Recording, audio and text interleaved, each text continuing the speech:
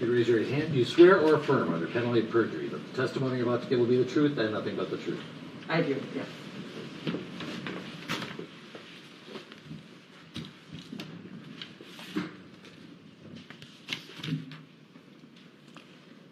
And Dr. Thomas, if you feel comfortable doing so, we'd ask you to remove your mask. I will keep mine on. I would love that. Thank you. And let's begin by having you state your full name, spelling each of your names. Lindsay, Lindsey, Carol, Carol, Thomas, Thomas. Mr. Blackwell. Thank you, Your Honor.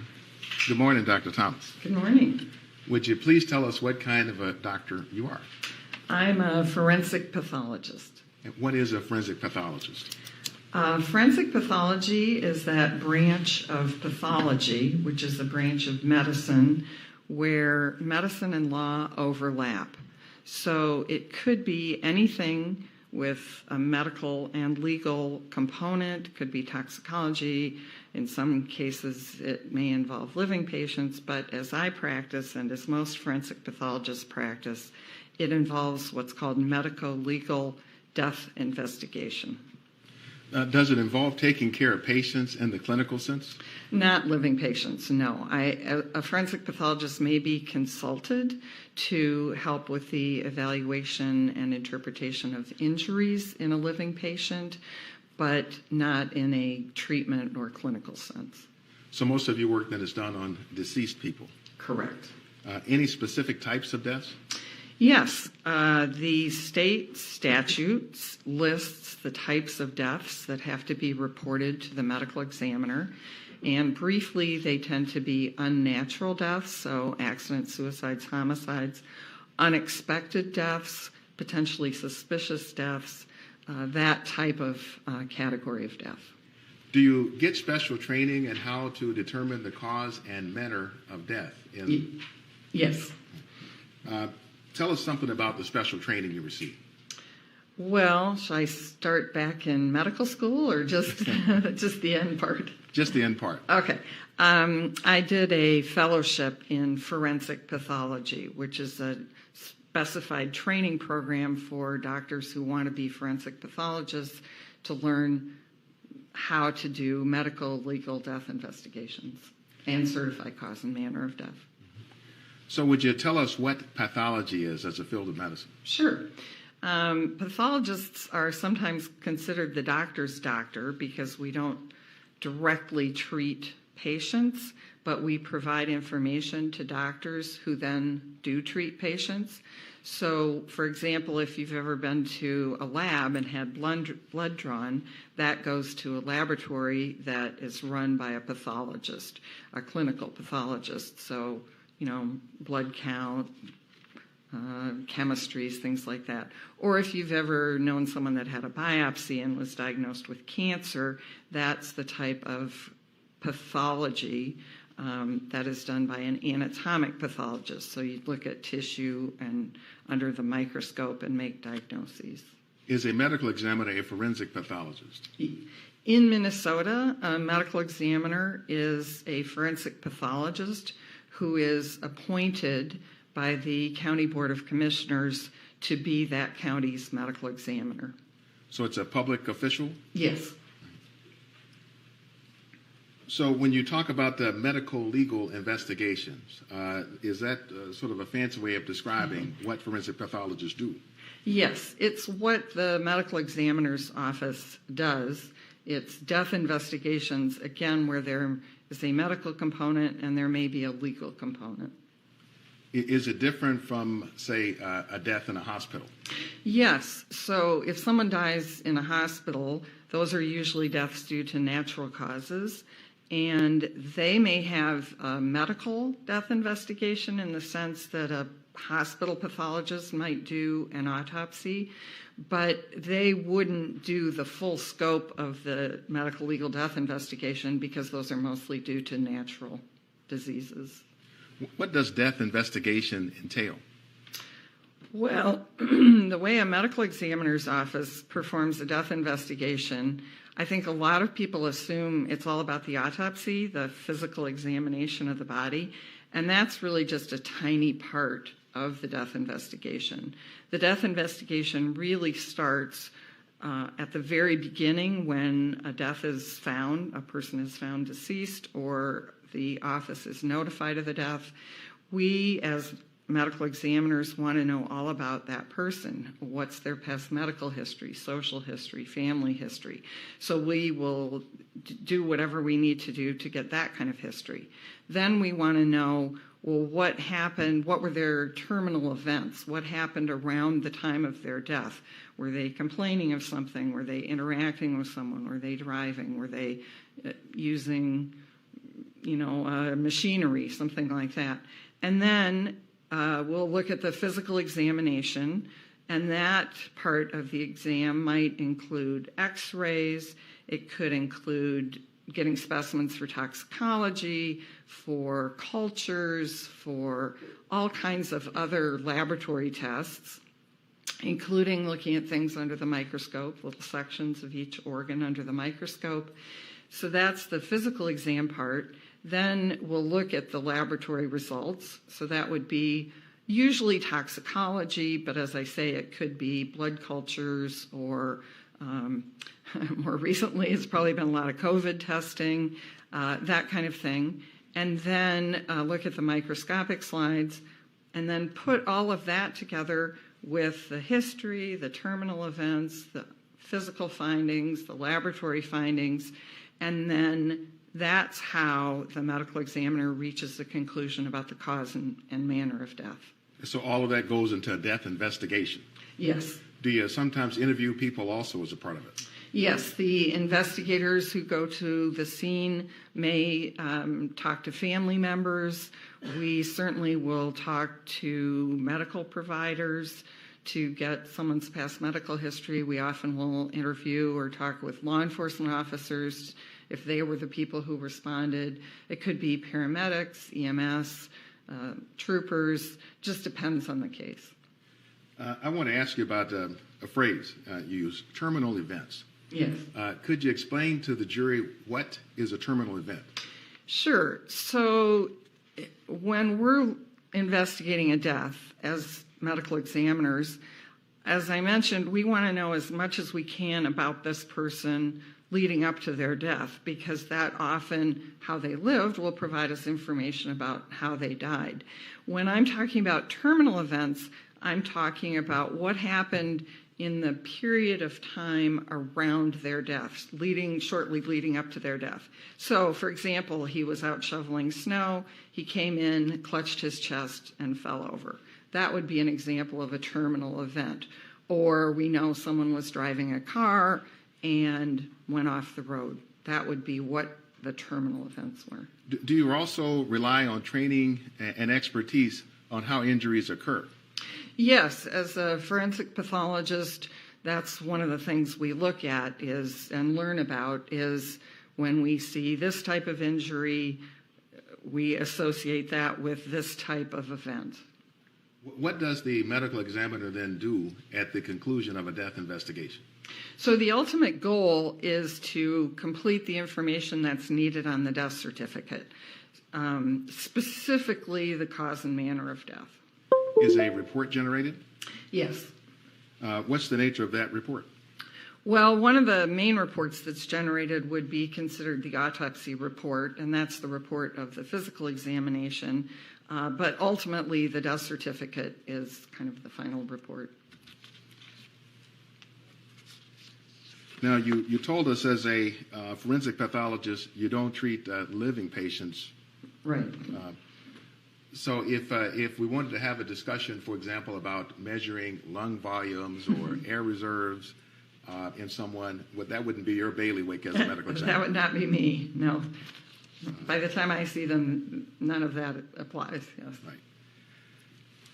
So Dr. Thomas, are you currently employed? I work, I'm kind of semi-retired. I do consulting, and then I work part-time at medical examiners' offices in Reno, Nevada, and Salt Lake City, Utah. Reno and Salt Lake City, Dr. Thomas? There are places I really like the way the office runs, and I like still to be involved as a medical examiner. And pretty good places to hike. And good places to hike, yes. So where did you do your work before you were semi-retired? Right before I retired, I was at the Hennepin County Medical as an assistant medical examiner.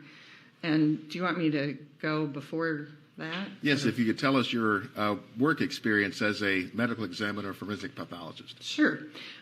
Initially, I started after my training at the Hennepin County Medical Examiner's Office, working as a deputy and assistant, then assistant medical examiner, and I was there for many years. And then in 1997, I joined the Minnesota Regional Medical Examiner's Office that was based in Hastings. And then I was chief of that office for 13 years. And we were the medical examiner's office for 8 counties in Minnesota, the largest of which were Dakota and Scott counties.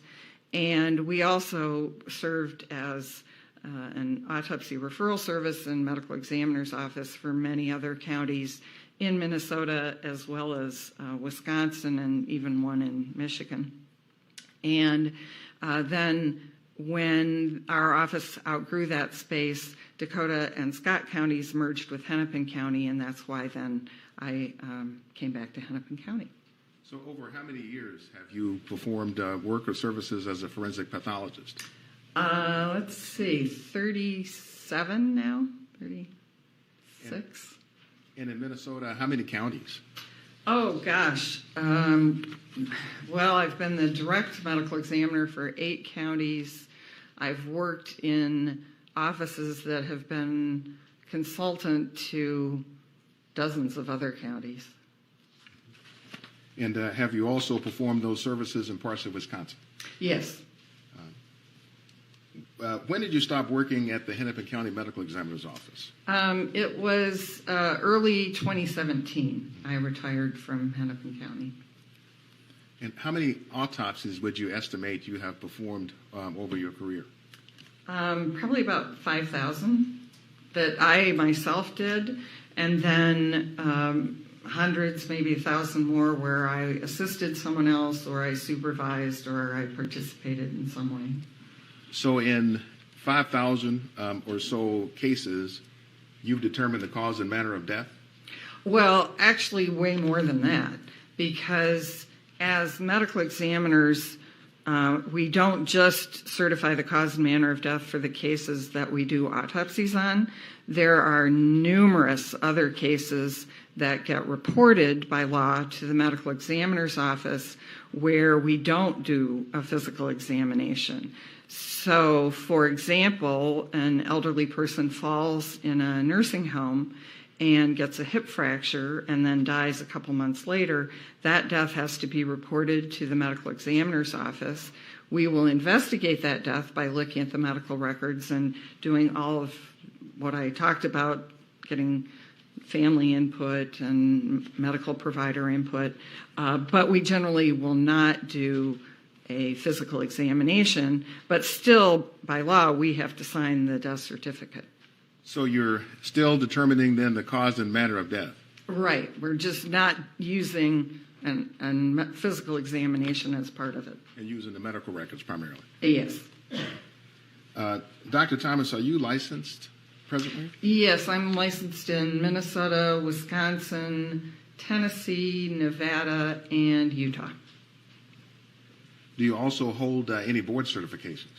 Yes, I'm board certified by the American Board of Pathology in anatomic pathology, clinical pathology, and forensic pathology. Have you worked with any professional organizations over the years related to forensic pathology? Yes, I've been a member of many different organizations. Minnesota Medical Association, American Medical Association, College of American Pathologists, American Academy of Forensic Sciences, and then I've been on the board of the Minnesota Coroners and Medical Examiners Association, probably 30 plus years, and then I'm a member of the National Association of Medical Examiners, and I was on that board and a member of their executive committee for a number of years. And that goes by the acronym NAME, N-A-M-E? Yes. What does NAME do? Well, they're the professional organization of medical legal death investigators, specifically forensic pathologists, medical examiners. And as an organization, they provide support to medical examiners, they provide information, they provide guidelines, an accreditation program, an inspection program, lots of ways of assisting medical examiner offices. Dr. Thomas, have you done any teaching? Yes. Tell us about that. I have been a clinical instructor here at the University of Minnesota Department of Pathology. I've done lots of law enforcement training through the Bureau of Criminal Apprehension here in Minnesota, as well as, oh my gosh, teaching everything from middle school science students through high school and college and all kinds of professional groups, whether it's other forensic pathologists, other law enforcement, you name the organization that comes into contact with death investigation, and I've probably talked to some of them at some point. Do you have any publications? That hasn't been a main focus of my career, but I have several, and early on was involved in an autopsy protocol that was ultimately published by the United Nations that's still in use.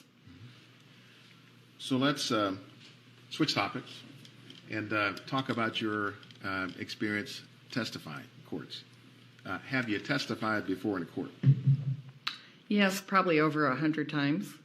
And is that predominantly in your role as a medical examiner? It's mostly in my role as a medical examiner, where I did the autopsy and then the prosecution would call me to testify as to my findings. I've also testified as an expert witness consultant in cases where I didn't do the autopsy, but I was called by maybe in a civil case, either by the defense or the plaintiff, if they thought there was a wrongful death or some question about medical malpractice, something like that. And then I've also been consulted and testified in cases at the request of the defense, again, not where I did the autopsy, but where I reviewed someone else's work, and then I consulted with the defense or testified. And have you testified in Minnesota courts? Minnesota, Iowa, Wisconsin, North Dakota, South Dakota, Pennsylvania. I think those are the ones. Mm-hmm. So, Dr. Thomas, are you being paid for your time and services in this case? No. Could you tell us about that? How does it come about that you're not being paid for your time and services in this case? Well, I didn't ask to be paid. And so did you reach out to the state, or did the state reach out to you? No, you reached out to me. And, I knew this was going to be important, and I felt like I had something to offer, and I wanted to do what I could to help explain what I think happened. Mm-hmm. So what were you asked to do then in this case? Well, I was asked to review a lot of the materials and come to an independent conclusion about what I thought the cause and manner of death were and the mechanism for that cause. Could you give the jurors a general sense or overview of the kinds of materials you reviewed? May I look at my notes? Yes, if you need to refresh your recollection. So I looked at the Hennepin County Medical Examiner materials, including the autopsy report and toxicology and photographs and microscopic slides, things like that. I looked at the Hennepin County Medical Center records, so Mr. Floyd's past medical history from there, as well as Health Partners medical records. Then I looked at a lot of interviews, many videos, including body-worn camera videos, bystander videos, surveillance videos, some photographs, still photographs, timeline, and then some medical literature and textbooks. So were you the medical examiner who investigated or did the autopsy around the death of George Floyd? No, that was the Dr. Andrew Baker, the Hennepin County medical examiner. Do you know Dr. Baker? I do. He was a pathology resident when I was on staff at Hennepin County many years ago. And then when he did his fellowship, I was one of the staff people there. And then after our offices merged, I worked again with him at Hennepin County. So would you have been then part of his training in his early formative years? Yes. Do you consider him a friend? I do, yes. Have you talked to him about this case? No, not since right after it happened. But you did review his report, Yes. and as well as Mr. Floyd's medical records. Yes. Did you review the history of terminal events for May 25th, 2020? Yes. So What was kind of unique, what was absolutely unique in this case was the volume of materials I had to review. I've never had a case like this that had such thorough documentation of the terminal events. And by way of the thorough documentation, what makes it so thorough, in your opinion? Well, the use of videos is unique in this case. Certainly, as medical examiners, we use videos, but there's never been a case that I've been involved with that had videos over such a long time frame and from so many different perspectives. Are you aware then of Dr. Baker's conclusions then on the manner of death? Yes. Your Honor, I'd like to show Exhibit 193 that's been stipulated to subject to Dr. Baker's foundation.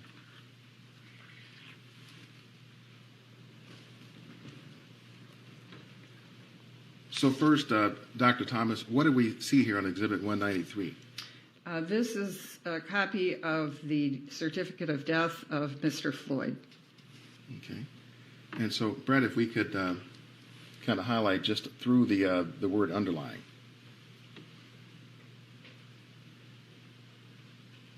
Just to make it a little bigger to see. Okay. Based on your review of the evidence and the death certificate, do you agree with Dr. Baker's determination on the cause of death? Yes, I do. And is that by the word immediate on here? Yes, cardiopulmonary arrest complicating law enforcement, subdual, restraint, and neck compression. Have you, Dr. Thomas, formed an opinion about the mechanism of death? Yes. Would you tell us what that is? In this case, I believe the primary mechanism of death is asphyxia or low oxygen. So we'll come back to the mechanism in just a minute. Can you explain to the jury what this cause of death means and why you agree with it? Well, it's kind of in two parts. So there's the cardiopulmonary arrest, which it doesn't provide a lot of additional clarifying information because in a way everyone dies of when your heart stops and your lungs stop. That's cardiopulmonary arrest. But as a forensic pathologist, I would use cardiopulmonary arrest when I'm to differentiate it from a cardiac arrest. So this is not a sudden cardiac death, a sudden cardiac arrhythmia. This is a death where both the heart and lungs stopped working. And the point is that it's due to law enforcement, subdual, restraint, and compression. That is kind of what ultimately is the immediate cause of death, is the subdual, restraint, and compression. And just so it's clear for the jurors, does cardiopulmonary arrest mean heart attack? No. Does it mean fatal arrhythmia as a primary cause of death? No. It simply means that the heart stops and the lungs have stopped. Correct. It's another way of simply describing death itself. Right.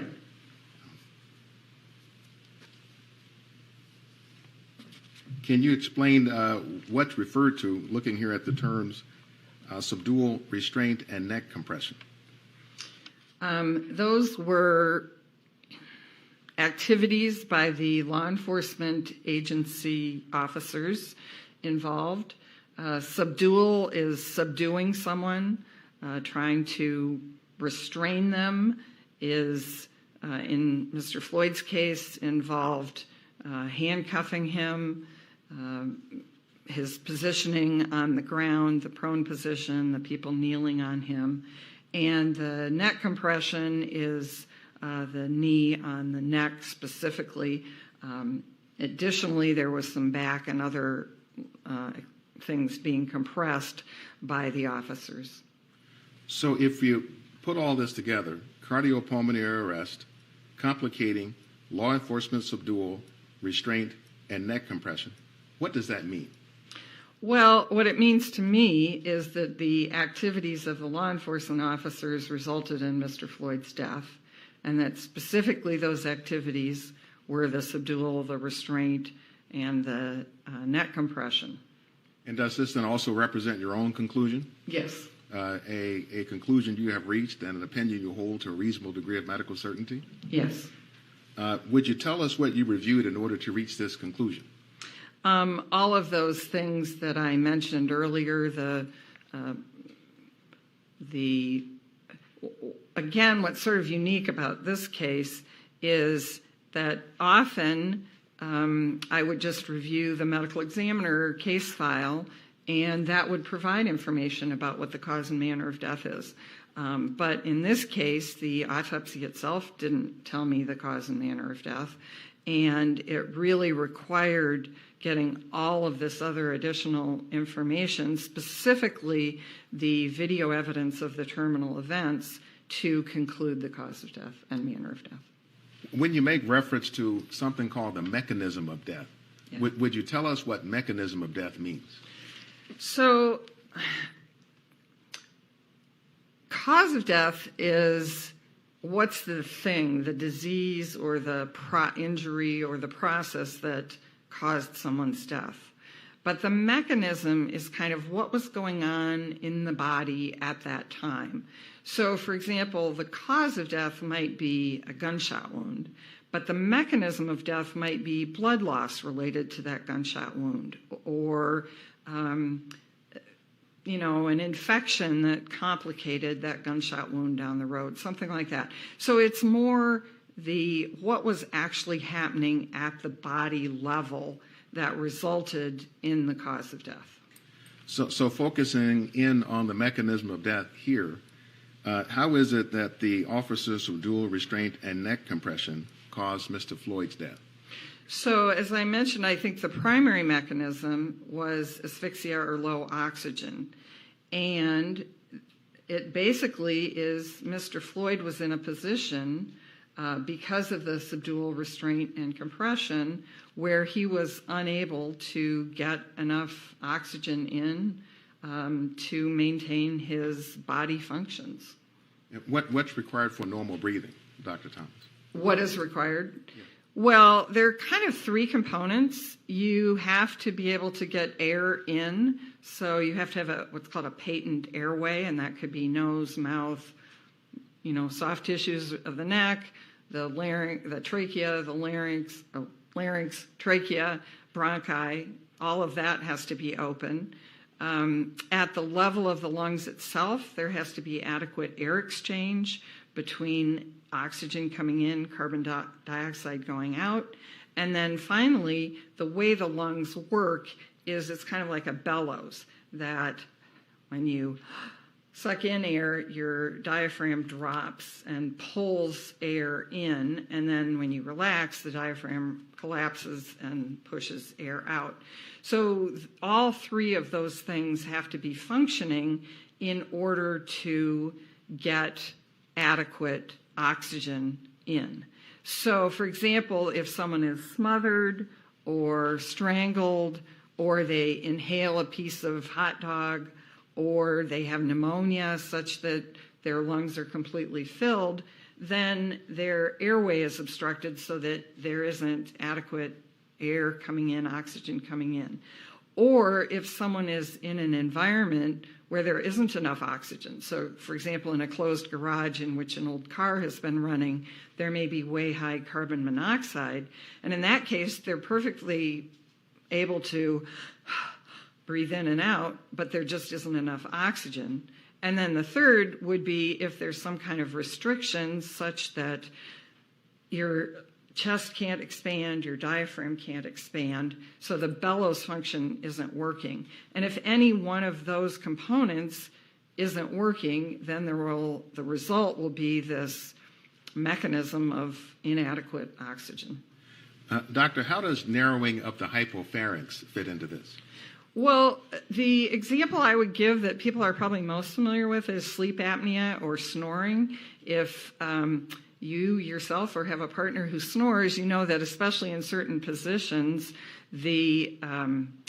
what happens is the hypopharynx, which is sort of the soft tissues at the back of your throat, will kind of collapse because there's inadequate air coming, either forcing it out or forcing it in, which is why a CPAP machine works, because it forces air through that floppy area.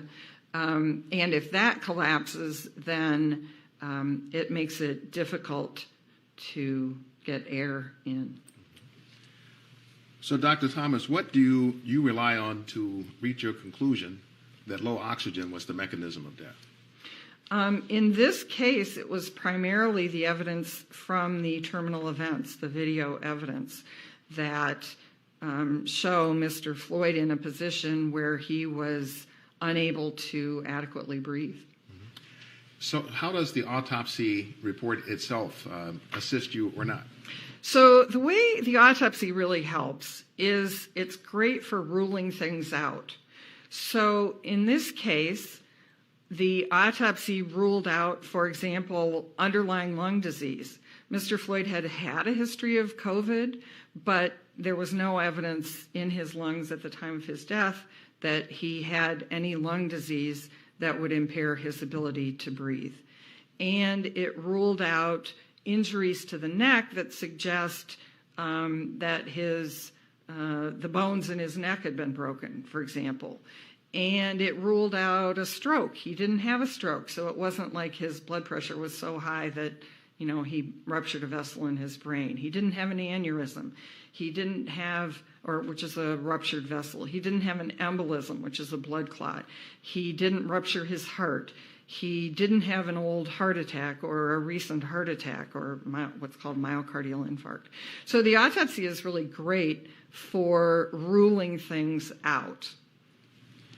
Dr. Thomas, just to focus on one of those, you said the autopsy ruled out a recent myocardial infarction. Yes. How does it do that? Well, when a forensic pathologist examines a heart, one of the things they look at is the coronary arteries, which are the vessels that supply blood and nutrients to the heart muscle. And then the pathologist will examine the muscle of the heart.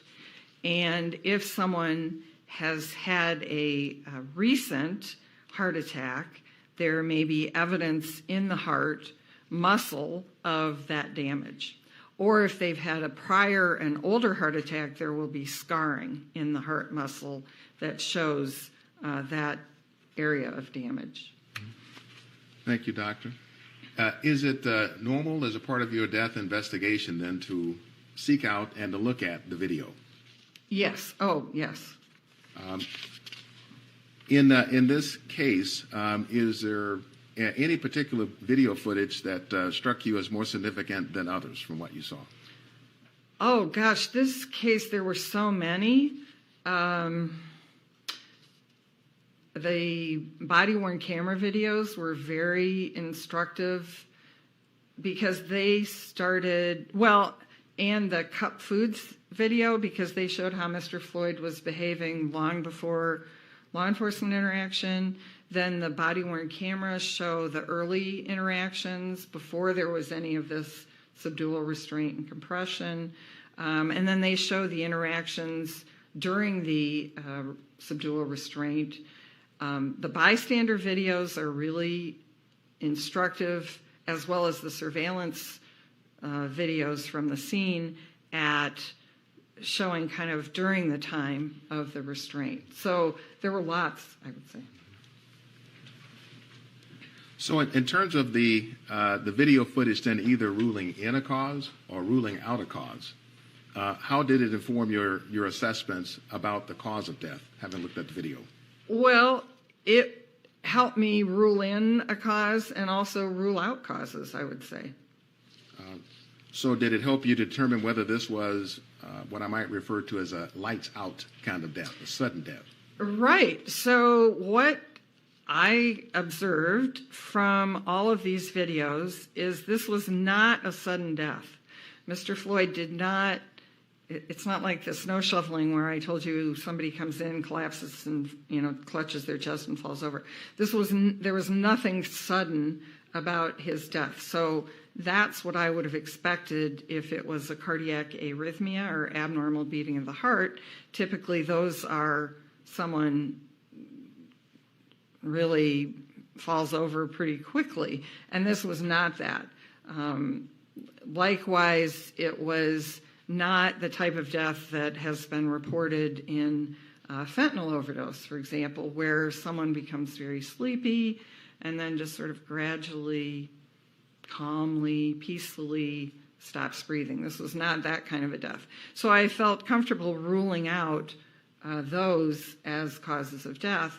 And then on the flip side, I could clearly see from watching the video what happens to Mr. Floyd during this subdual, restraint, and compression, and what happens to his breathing is it gradually becomes more difficult and then stops. Doctor, tell us, what is the bellows function? Well, it's what your diaphragm does along with the muscles in between your ribs. So when you take in a deep breath, what's happening is your rib cage is expanding, and that then forces the lungs to open up, and that's what draws air in. So it's when someone is intubated in like surgery or something, it's sort of the opposite of that because your diaphragm is paralyzed, and so somebody has to force air in. But under normal breathing circumstances, it's the bellows, it's the pulling air in. So what did the video tell you? What did you see in it that had to do with the bellows function? Right. Well, Mr. Floyd is in a position, so first of all, he's prone or sort of slightly with his head to the side, and he has his arms handcuffed behind his back. So that's already a bit of a difficult position to be in, the prone and handcuffed. And then with, at times, at least 3 officers on top of him, whether it's his neck or his back or his lower back or legs, it prevents him from moving his body into a position where he can adequately use the bellows function. And his chest is sort of compressed in this position in such a way that he can't adequately expand and get enough oxygen in. Over what period of time was this? 9 minutes. So what did you see in those 9 minutes that led you to conclude that the mechanism of death was low oxygen or asphyxia? Well, initially, Mr. Floyd is able to struggle pretty vigorously when he's in this position that he recognizes as it's going to be hard for him to breathe in this position. Sustained. That the last part of the answer about Mr. Floyd's state of mind is stricken as speculative. Sorry. So initially, when he's in the prone position, he's breathing and speaking, and it might look like, he's at that point getting enough air exchange. But over time, you can see that his breathing is getting more and more difficult, and he's saying less and less. And then about halfway through the whole restraint, subdual, compression process, he stops breathing. Well, he first stops speaking entirely. And then Again, shortly after that, there's a movement that I believe is what's called an anoxic brain reaction, which is, it looks like kind of a twitch. It's something that the body does when the brain no longer has enough oxygen. So that's the point at which you can tell by looking, oh, that's where he no longer is getting enough oxygen to his brain. And then the restraint and subdual and compression continue for many minutes more. Even after someone checks and says, oh, there's no pulse, they maintain the position. So at that point, his heart has also stopped. So he's stopped breathing and his heart has stopped. So doctor, you mentioned an anoxic, A-N-O-X-I-C? Yes. Anoxic brain reaction? Yes. Is that also known as an anoxic seizure? Yes. Is that something that a person does consciously and voluntarily? Oh, no. No, it's something that your body just does when your brain doesn't have enough oxygen. It's why in lots of cases, people who are witnessing someone die will say, oh, they had a seizure and died. Well, no, what's actually happened is they've basically died. Their brain doesn't have enough oxygen, and then they had this muscle twitch that may look like a seizure. So can we go back to Exhibit 193, and I want to ask you about, that's right in front of you, the other contributing conditions, if we could highlight that. Brad.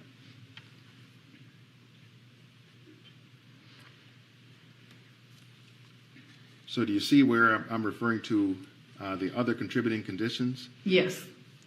And what are those? In this case, they are arteriosclerotic and hypertensive heart disease, fentanyl intoxication, and recent methamphetamine use. So would you explain for the jury, what does it mean, other contributing conditions?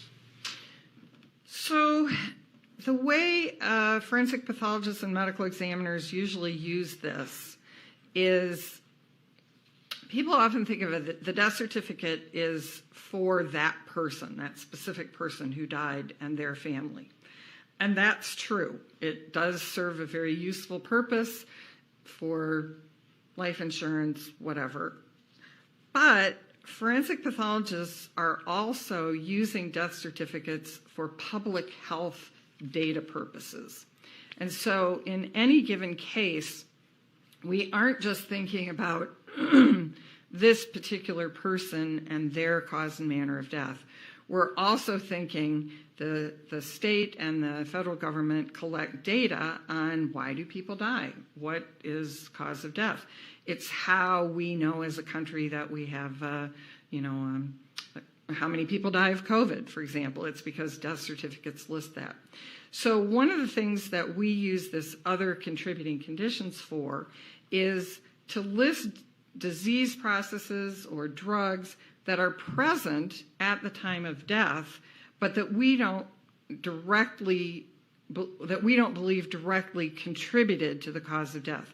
But it's so that someone looking at data years from now can say, okay, we want to do an evaluation of all deaths during law enforcement subdual.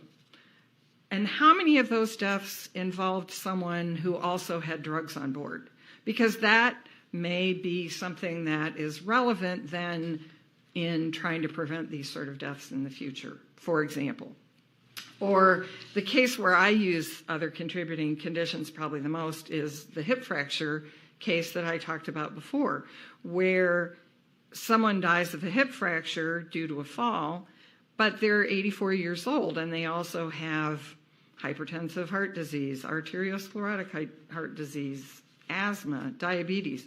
And so I will list those as other contributing conditions. Now, in no way did those things cause the fall and the hip fracture and the resulting whatever pneumonia or whatever.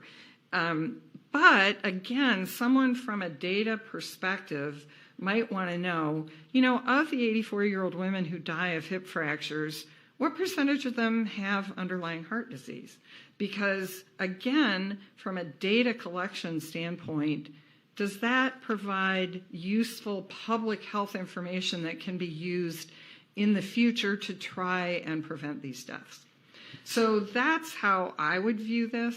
It's very long-winded, sorry. Sure. No, Dr. Thomas. So in understanding this is further, so other contributing conditions are conditions that may have contributed but were not the direct cause of the death. Exactly. Did you consider these other contributing conditions in your assessment of the cause and mechanism of death for George Floyd? Yes. And how did you consider them, first of all? Well, I wanted to look at each one and ask the question, is this the cause of his death? Is arteriosclerotic heart disease the cause of his death? He has narrowing of his coronary arteries. In many cases, that is the cause of someone's death. So I looked at that, but again, it comes down to what were the history of the terminal events. Does this look like the type of death we see, or I'm not a clinician, so I don't see it, but as a forensic pathologist, I know from hundreds of families describing what happened at the time of death, that this death does not fit what has been described in someone who dies of a cardiac arrhythmia from arteriosclerotic heart disease. And likewise, hypertensive heart disease. Those tend to be cardiac arrhythmias, sudden cardiac deaths. This is not that kind of death. Likewise, fentanyl intoxication, as I described. And again, I don't treat patients. I don't see living people. But what I know from family members who describe deaths that then later turn out to be due to fentanyl, the death is slow, it's peaceful, they fall asleep, they may hear snoring or very heavy, deep breathing. There's no struggle. They just often are found just kind of slumped over. It's a very slow death. So again, totally different than what is seen in Mr. Floyd's death. Methamphetamine as a cause of death generally is, again, much more of a sudden death. It may cause a cardiac arrhythmia. It may cause a seizure, and by that I don't just mean this sort of terminal anoxic twitch, but like a full-blown seizure. And again, looking from what I know about Mr. Floyd's death, because it's so well documented, that does not fit with a methamphetamine death. So you reviewed the toxicology. Yes, oh yes. How would you characterize the amount of meth in Mr. Floyd's system at the time? Well, it was there. It's not particularly high. Certainly in deaths that I have attributed to methamphetamine, it's been much higher. But it's not like there's any safe level of methamphetamine, but this was a very low level. So was the methamphetamine significant in your assessment of the cause of death? No. So then, based on your review of the video and application of your work, experience, and knowledge, did you rule out drug overdose as a cause of death? Yes. And that's an opinion you hold to a reasonable degree of medical certainty? Yes.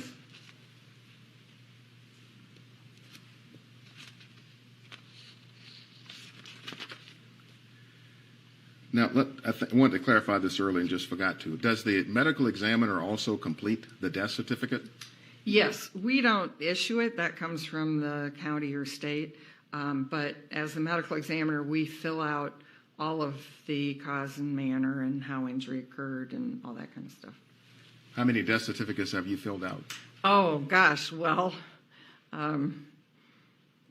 thousands and thousands.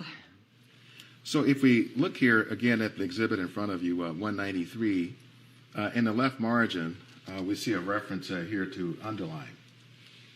Yes. Would you tell the jurors what that means? Sure. So let's go back to that hip fracture, because I keep referring to that.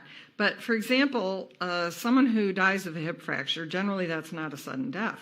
What happens is someone gets a hip fracture, they get it surgically repaired, they may get pneumonia or something like that. So then, in that kind of case, we would list the immediate cause of death as pneumonia. The underlying cause of that is the hip fracture that was operated, but the underlying cause of the hip fracture was the fall. They fell, they got a hip fracture, they got pneumonia. So it's something that is used when you have a death that has maybe multiple sequences of events. But in a case like this, you don't need an underlying because it's all included in the first line. It's all due to the law enforcement subdual restraint and neck compression. Now, the death certificate does not use the word asphyxia or any reference to low oxygen. No. Would you have used the word asphyxia in this case? Probably not.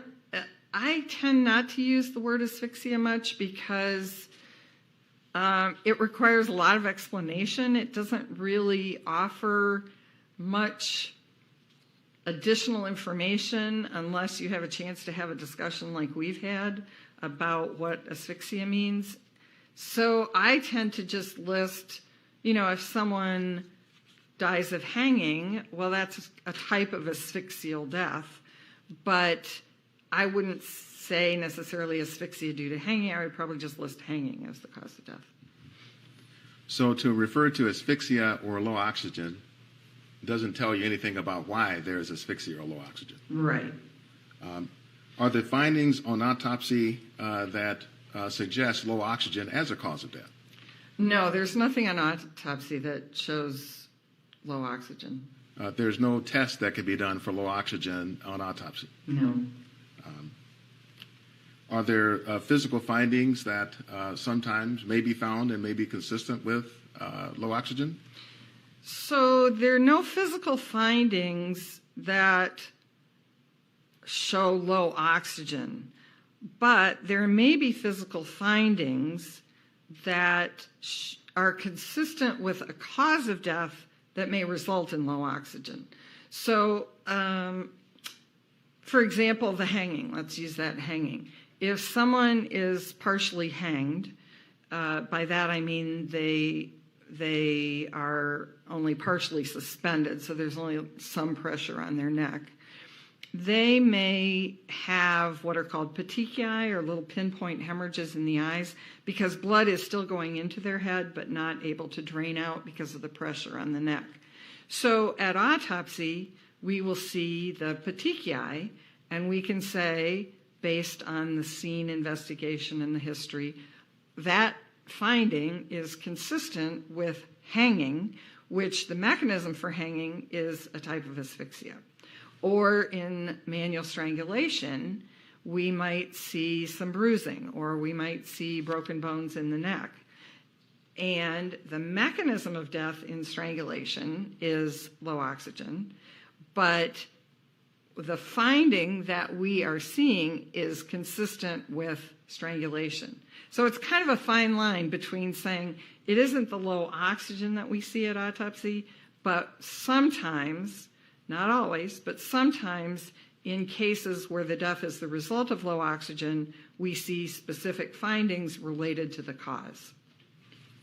So if you then see petechiae, it could help to lead you to the conclusion that it was death by low oxygen. Yes. But if you don't see petechiae, what can you conclude? Nothing. So it's one of those things that when it's present, if there's petechiae or broken bones in the neck or bruising, that's very helpful in putting together a picture of what might have happened. But if you don't have them, it doesn't help you one way or the other.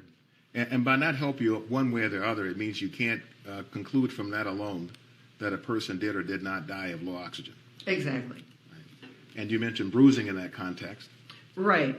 And again, sometimes, for example, strangulation is a great example. Sometimes in strangulation you have all kinds of bruises that you can see on the neck, but other times there's a strangulation case and they don't have a single mark on their neck. And there's all kinds of reasons that bruises may or may not occur, but it's one of those things. If it's there, it's very helpful. If it's not, it's not helpful. Were there other findings in the death investigation that supported your conclusion on the cause and mechanism of George Floyd's death? Yes. Would you tell us what those were? So Mr. Floyd had superficial injuries, what would be described as superficial injuries, specifically on his face, on his shoulders, on his wrists.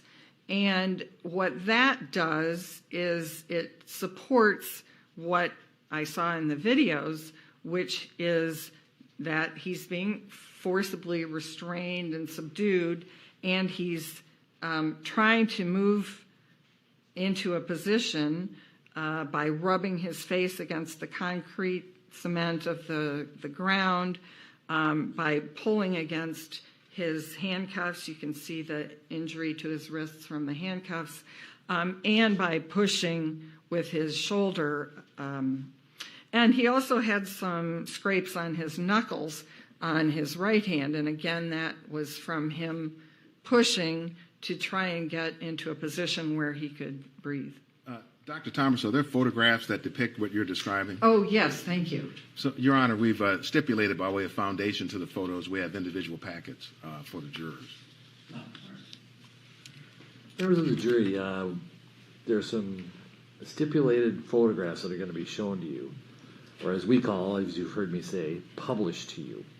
We're going to go old school this time. We're not going to put everything on the monitors. We're not going to broadcast it out. But everybody in the courtroom will have access to it, including yourselves.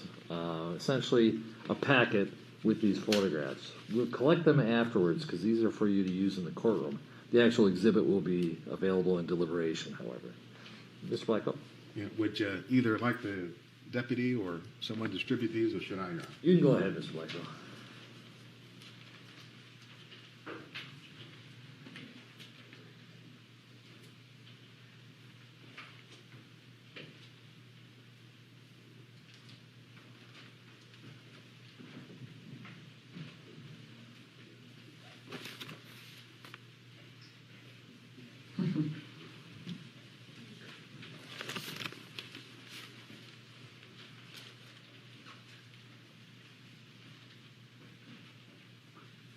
Before you look through them, you can take them out, but don't start looking through them until Mr. Blackwell resumes his examination.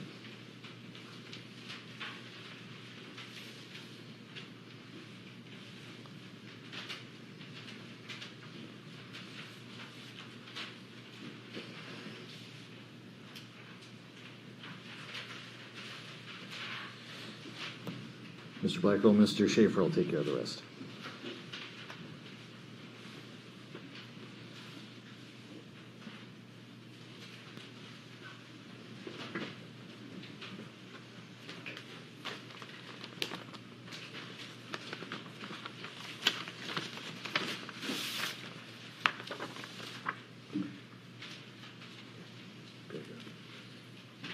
Give the rest of it.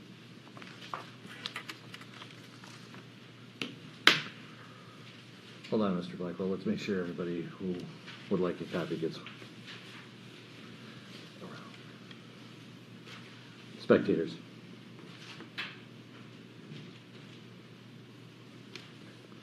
Spectators should each get a copy if they want one.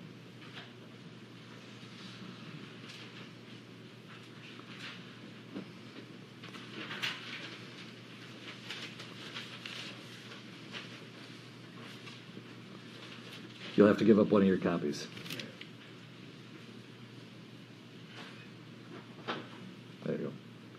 Mr. Blackwell? Your Honor, if I may, I think I'll give one to Dr. Thomas just so she has it. Actually, she can have mine. Oh.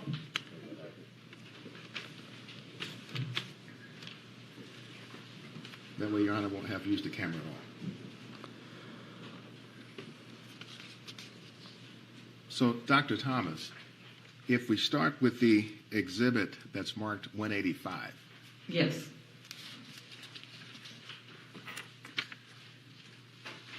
I take that back. I would like to see it on my screen.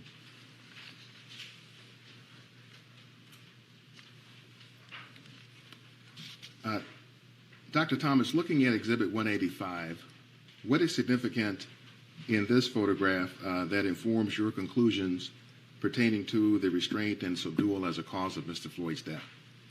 This is a photograph of Mr. Floyd's face, and it shows some facial injuries, most notably what are called abrasions, which are scrapes over his left eyebrow and over his left cheek.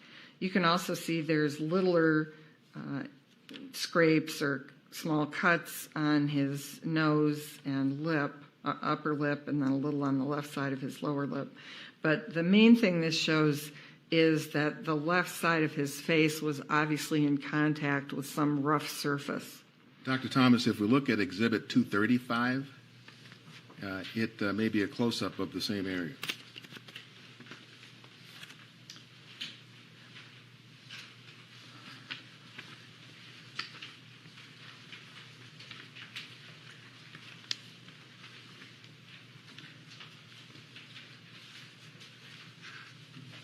Sorry. Here we go. Yes. Yes, that is a close-up of the left cheek and the left forehead. And you can see, for example, above the left eyebrow, there's a dark area. That's a dried scrape, as well as there's a little bit of discoloration of the skin. So that also, there was a bruise there. And then on his left cheek, you can see the dark area as well as kind of a lighter orange pink area, and those are, again, scrapes. The dark area is where a scrape has dried. And what does it tell you about the cause or mechanism of his death? It's consistent with the impression from watching the video that his face was on the ground and he was moving his face in an effort to get into a position where he could breathe. Let's look at Exhibit 188.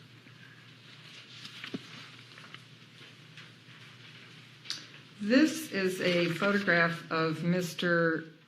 Floyd's left shoulder. And what did we see here? This, again, is an area of scrapes and indicates that there was some force between his shoulder and some rough surface, in this case the ground. And again, is consistent with what it looks like on the video, that he's struggling to push himself into a position where he can breathe. Let's look at Exhibit 187.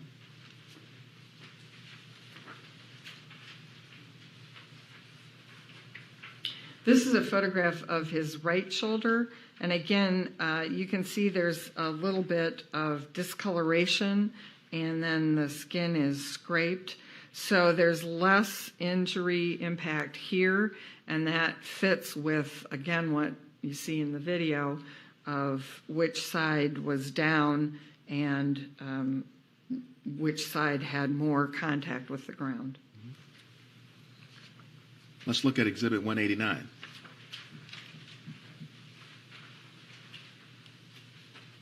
This is a photograph of Mr. Floyd's left hand, and if you look at the base of his hand, sort of right over his wrist, you can see there's some areas of red discoloration with kind of a pale area in between. And that's consistent with handcuff marks. You can also see on the sort of outer edge, there's some white material that's dried skin, and that's an area where his skin has actually been rubbed up from the handcuffs. And Dr., Exhibit 190? Exhibit 190 is a photograph of his right hand and wrist. And again, in this case, you can see more clearly the sort of the double-lined discoloration above his right wrist that's consistent with the handcuff marks and indicates pressure against handcuffs. And again, on the outer edge, you can see there's a little bit where it's darker and then there's some white skin. So that's an area where it's actually been scraped. The skin has actually been scraped by the handcuffs. Also, on this photograph, you can see on the knuckles of his index finger and middle finger, there's some skin that is scraped off. And that's consistent with what you can see on the video where he's pushing against, I think it's the rim of the car tire or something, to try and push his body into a position, again, where he can breathe. Thank you, Dr. Thomas. Your Honor, the jurors may put the photographs away if they'd like. All right. Mr. Schaefer, point. Members of the jury, we're going to collect those photographs. Not the actual exhibits, they're simply for your use during this time.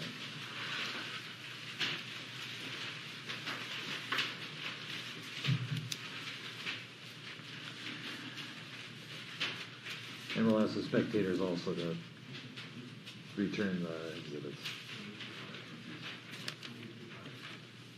You can keep yours. Counsel can keep theirs.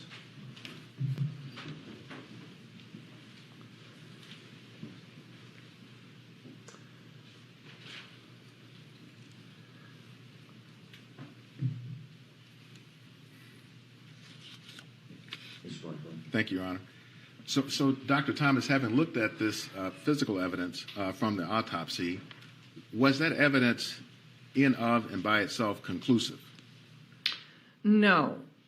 There are multiple ways that scrapes and bruises can happen. It's only useful in the context of what is seen in the videos. Was there any evidence to suggest that Mr. Floyd was suffering from a potentially fatal condition on the evening of May 25th, 2020? No. Do you have an opinion, to a reasonable degree of medical certainty, if Mr. Floyd would have died that night had he not been subject to the subdual and restraint of the police? There's no evidence to suggest he would have died that night, except for the interactions with law enforcement. Now, were there other mechanisms that you felt contributed to Mr. Floyd's death? Yes. Could you generally characterize what those were? Sure. So I think a secondary mechanism in this case is what I refer to as physiologic stress.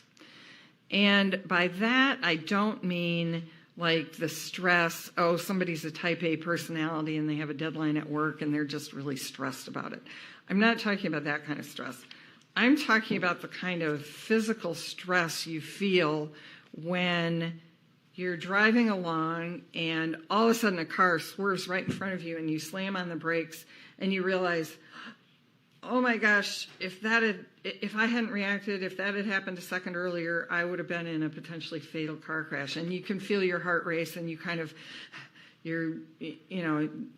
and then the car speeds on and you slow down and you realize, I'm okay, everybody in the car is okay, and your heart rate then slows or I think even worse, you're at the beach and you suddenly realize, my toddler. I haven't seen my toddler in, oh my gosh, where's my toddler? And that rush of adrenaline you get, and you feel flushed and you get goosebumps and your heart races and you feel short of breath. And then there they are, they're getting an ice cream cone and you'd go, oh, okay. But it takes you a minute for your heart to kind of slow down and your blood pressure to slow down and you to be able to take a deep breath and recover yourself. So that's the kind of physiologic stress I'm talking about, only instead of after a second or a minute, this goes on for minute after minute after minute for 9 minutes, where you are terrified and you can't, there's no recovery. So it's that kind of fear of life that I'm talking about for physiologic stress. Are you able to tell us what is going on in the body during the physiologic stress? So it's the reactions are, you get chemical release, you get adrenaline, noradrenaline, or epinephrine, norepinephrine, and those are things that make your heart race, your blood pressure go up, you require more, your muscles get ready to act, to go run, to do whatever you need to do, slam on the brakes. And so you start needing more oxygen in your muscles. You need to take more breaths. You need more oxygen for your heart rate because your heart's beating faster. There may be other chemicals that are released, whether it's stress hormones or cortisol or things like that. There may be lactic acid that's produced as your muscles. When you have a heavy workout, your muscles get tired and kind of sore. It's because there's been an increase in lactic acid, and it's your muscles working. All of those physical things, those chemical things, can cause reactions in the body that put additional stress primarily on your heart, but also on all of your body systems, because your body requires your chemistry to be in very fine balance. And when there's too much, say, lactic acid, or too much, not an ability to compensate for that elevated lactic acid, then all of your body organs will get into trouble. Doctor, do you consider that physiological stress that you're describing a direct cause or mechanism of death, or is it secondary? Well, I guess I would consider it a contributory cause, or contributory to the cause of death. It's another contributing mechanism. And so the direct cause is what, and then the secondary cause is what? So their sort of primary mechanism, I think, is asphyxia, and the secondary, or low oxygen, and the secondary mechanism is this physiologic stress. But ultimately, the cause of death is the subdural restraint and compression. So this physiologic stress, or physiological stress that we're discussing, is that something that can be observed on autopsy? No. And why is that? Well, it's a chemical reaction. It's increased heart rate, which, of course, we don't see at autopsy. It's increased chemicals that we can't test for at autopsy. So none of it is anything that can be seen physically. So it's a functional mechanism? Yes, that's a good way of describing it. Is low oxygen then also a functional mechanism? Yes.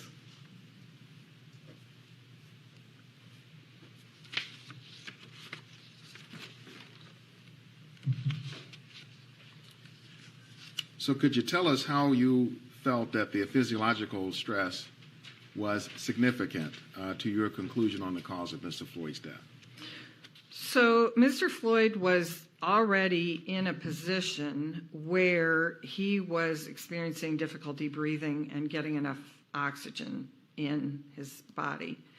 And on top of that now, there's this physiologic stress that's putting increased demand on his heart, increased demand on his lungs, increased demand on his muscles. So all of the things that he's using, his muscles, his strength, his body, to try and get himself into a safe position where he can breathe, those are being doubly stressed by the position that he's in, as well as the underlying chemical reactions that are going on in his body. So it's kind of a double whammy to his heart and lungs and muscles and his whole system.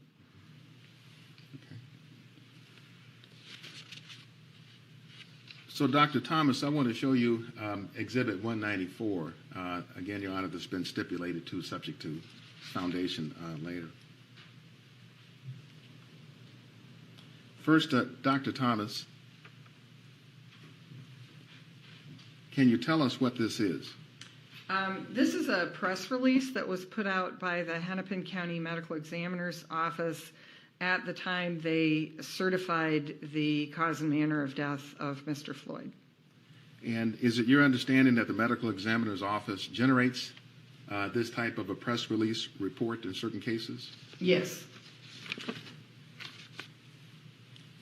So there's a section in the press release report that refers to manner of death. Yes. Let's see if we can highlight that. And we see the word there, homicide. Yes. We see also in here information we saw on the death certificate, where the press release says also how the injury occurred. Yes. And would you read that for the record? How injury occurred, decedent experienced a cardiopulmonary arrest while being restrained by law enforcement officers. Again, you agree with that? Yes. So let me show you what was marked as Exhibit 918. And homicide is a manner of death. Yes. And would you explain to the jurors a little bit about what it is medical examiners look to when they're trying to determine manner of death? Sure. So unlike cause of death, which could be anything, we only have 5 options for manner of death. So a death can be natural, meaning that all of the conditions that contribute to the death are due to just innate processes. Could be cancer, could be heart disease, something like that. Second category is an accident, and that would be something like a motor vehicle crash or an unintended drug overdose. Third category is a suicide, which is death at one's own hands, with at least probably some element of intent. The fourth category is homicide, and that means death at the hands of another. And then the fifth category is undetermined, and that means generally we don't have enough information about this type of death to make a determination to fit it into one of the other categories. So, for example, we talked a lot about terminal events early on, and in some cases, we have no idea what the terminal events were because the person is just found dead in their residence. And we don't know because they've been alienated from family. We don't know, were they saying they were going to take their lives? Did they have a history of using drugs? Did they just get out of prison? You know, we're unable to get enough information to sort it into, was this an accidental death or was this an intentional suicide death? And so that would be an example where we might use undetermined, where we just don't have enough information. So, Dr. Thomas, if you look then at the screen in front of you, does this depict or show the manners of death? Exactly. And homicide is highlighted, reflecting what Dr. Baker found. Yes. And do you agree with that finding? Yes. In the case of George Floyd? Your Honor, we offer Exhibit 918. Any objection?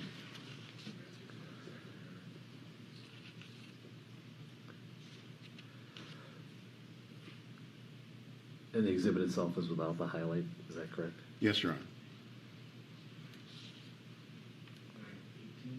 Yes.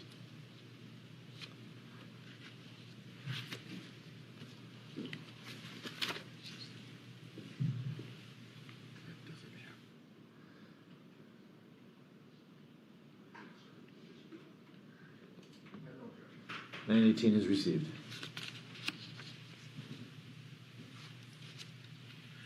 For the ladies and gentlemen of the jury, these are the 5 manners of death that you were describing, Dr. Thomas? Yes. And we've highlighted homicide to reflect what Dr. Baker found and that you agree with. Yes. Is there any guidance given to medical examiners about how to select homicide as a manner of death? Yes. And, there is a guide that was published by the National Association of Medical Examiners that provides assistance in how to make a determination between these different. I want to show you what's been marked as Exhibit 952.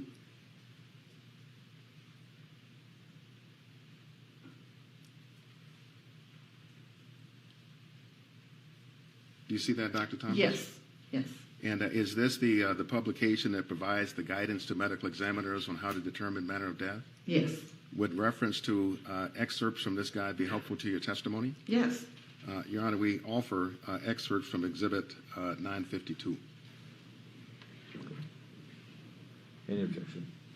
Yes, I do object to this, Your Honor. All right. Actually, would this be a good time to break so we can deal with the sidebar issue as well? All right, members of the jury, we'll take our 20-minute. We're probably going to have some work here, so let's come back around 5 after, 11:05.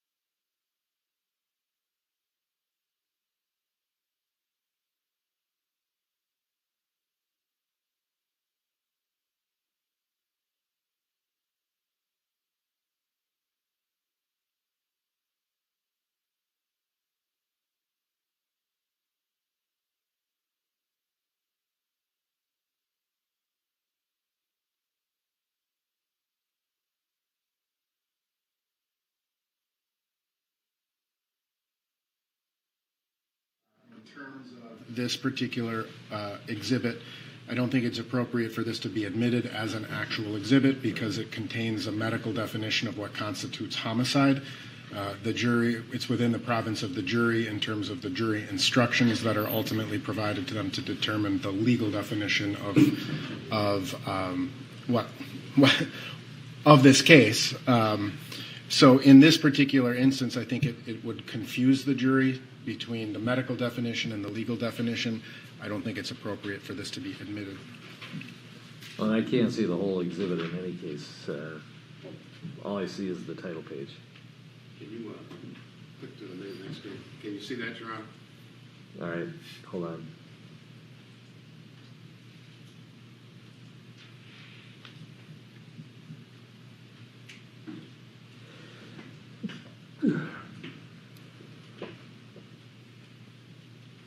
Do you have any objection to this being shown as a demonstrative? I don't have it as being a demonstrative, but going back to the jury as an actual exhibit. That's fine. I'll receive 952 as demonstrative so you can show it to the jury and have them follow along and have Dr. Thomas. I figured at some point you're going to do that with her or Dr. Baker. Yes. So that's fine. Okay, as a demonstrative, it is received. All right, 5 after, please.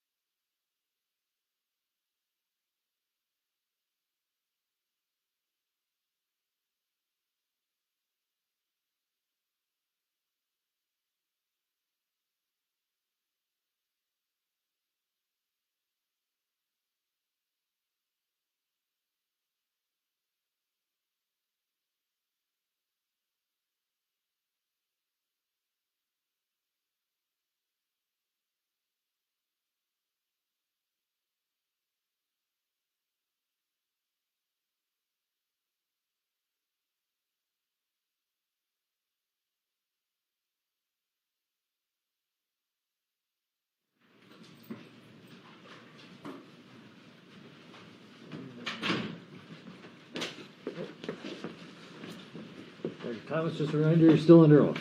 Thank you. Mr. Blackwell. Thank you, Your Honor. Dr. Thomas, I want to briefly go back to Exhibit 918 that we discussed, and then we're going to resume our discussion on homicide after that. Just to clarify for the jurors what these various classifications are. If we talk about natural, you discussed that with us. As Yes. an example of a natural manner of death would be, for example, a heart attack.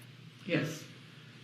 If we talk about an accidental cause of death, where would drug overdose fit in general as a cause of death? Usually drug overdoses are accidental unless there's evidence of intent, in which case it would be suicidal. So we know what suicide is. Yes. And undetermined. If the medical examiner can't tell which of these it is or what it is, then undetermined is what you would indicate. Exactly. So if the manner of death here has been determined to be homicide, does that, in your opinion as a medical examiner, rule out a death by accidental drug overdose? Yes. Now, Brett, let's go back to Exhibit 952. That's admitted for demonstrative purposes. So, Doctor, we were talking about the designation of homicide. Yes. And tell us what this guide is as relates to how we define homicide as medical examiners.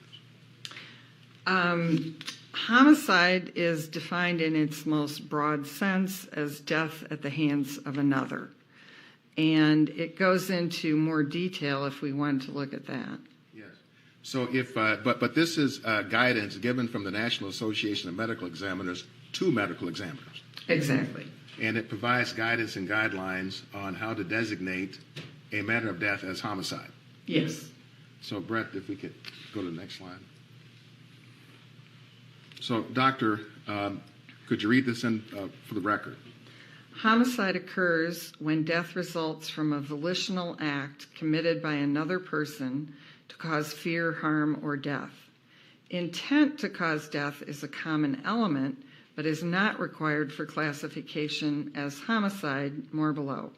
It is to be emphasized that the classification of homicide for the purposes of death certification is a neutral term and neither indicates nor implies criminal intent, which remains a determination within the province of legal processes. And you agree with this? Absolutely. It's a guideline you follow? Yes. And have you followed this kind of a guideline for the years you've been a medical examiner? Yes. Is there more guidance given from the National Association of Medical Examiner guidelines on what constitutes voluntary acts? Yes. If you could click one more, Brett. And so, Dr. Thomas, could you read this for us? In general, if a person's death results at the hands of another who committed a harmful volitional act directed at the victim, the death may be considered a homicide from the death investigation standpoint. And then, although there may not have been intent to kill the victim died because of the harmful intentional volitional act committed by another person. Thus, the manner of death may be classified as homicide because of the intentional or volitional act, not because there was an intent to kill. And when you agree with the conclusion that Dr. Baker reached of homicide, is this the definition of homicide that you're applying that we saw in these two slides? Yes. Thank you, Dr. Thomas.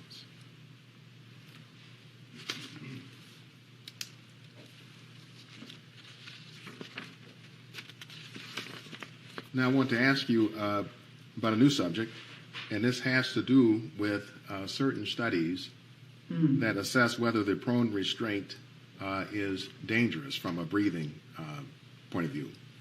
And I'd like to get your perspective as a forensic pathologist and a medical examiner in this respect. Are you aware of any such studies? Yes. Do you agree generally with the research that comes to a conclusion that the prone restraint is not dangerous for respiration? In certain laboratory safe settings, that may be true, but I do not agree with their applicability to real life situations. If you could generally characterize for the jurors, what's the punchline of these studies? What do they show? Well, they purport to show that putting someone in a prone position, even with some restraint and with weight on their back, is perfectly safe. And do you find the studies to be reliable, or do you find them controversial? Well, I think they are fine for laboratory purposes, but they bear no resemblance to real-world situations. So I would say they're irrelevant for purposes of what we're talking about here. And so how do they then not relate to the real world? What's artificial about them? Well, I would say for starters, these are volunteers who have agreed to be put in this dangerous position of a prone restraint. But they know perfectly well at any point, if they feel scared or uncomfortable, all they have to do is say, stop. And that has happened in some of these studies, that a couple of the volunteers have said, wait, no, I can't tolerate being in this position. It's too scary.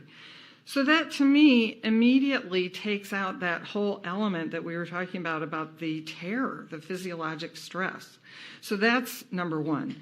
Number two is they're healthy volunteers. These are young people who have, mostly young people, mostly healthy, who have agreed to be part of this study. So it doesn't relate to someone who may have other underlying factors that may contribute. Thirdly, they're put on like a gymnastics mat to be face down. So it's completely different when you're squished between a person and a hard ground versus having a evenly distributed weight on your back and you're on a mat. Fourth, I guess, and perhaps most significantly here, none of them went on and on and on beyond the point where the person stopped breathing and where their heart stopped. So they were being monitored the whole time, and if at any point they had significant respiratory or cardiac difficulties, the study would have stopped. And the person volunteering knew that. So to me, it bears no resemblance to what Mr. Floyd experienced. Did any of the studies involve a knee on the neck of any of the volunteers? No. Any of them go on for as long as 9 minutes and 29 seconds? No. Do you know if any of the studies actually measured the decrease in lung volumes as part of the study, that is, decrease in oxygen reserves? Not that I know of. No. So any relevance to George Floyd at all? Not in my opinion, no.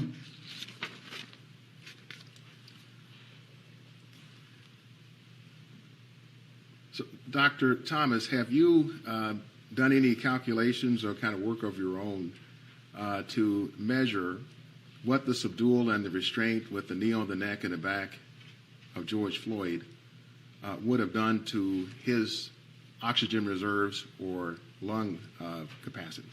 No, that would be something I would completely defer to a pulmonary doctor to address. So then are you able to tell the ladies and gentlemen of the jury, if you haven't done that work, whether the forces that Mr. Floyd was subjected to would have even killed a normal, healthy person? In the way you phrased that, not based on lung volume and that kind of study. I mean, from watching the video, I certainly wouldn't want to be in that position, but that's a different answer. Thank you, Dr. Thomas. No further questions. Mr. Nelson.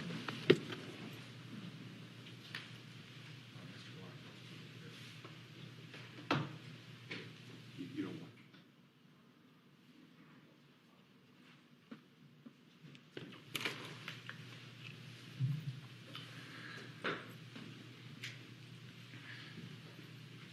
Morning, Dr. Thomas. Morning. How are you today? Good, thank Good. you. Nice to see you. You described being a forensic pathologist as sort of being the doctor's doctor, right? General pathologist is considered that, yes. Right. And the forensic pathologist, in terms of a death investigation, you kind of have to wear many hats, right? Yes, You have to have a broad familiarity with multiple medical conditions, right? yes, And sometimes medical conditions may appear at autopsy that you've never seen before, yes, right? Some strange disease that you've never seen, right? yes, And you will speak to other doctors, right?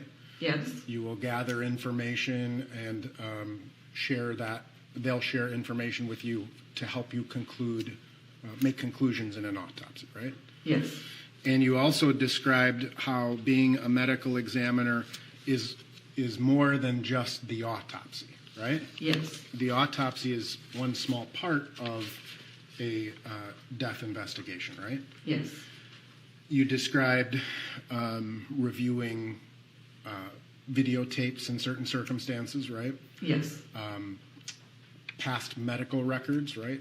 yes, Interviews with friends, family members, people who knew the decedent, right? yes, And ultimately, the medical examiner's office compiles a massive, amount of information itself about the cause and manner of death, right?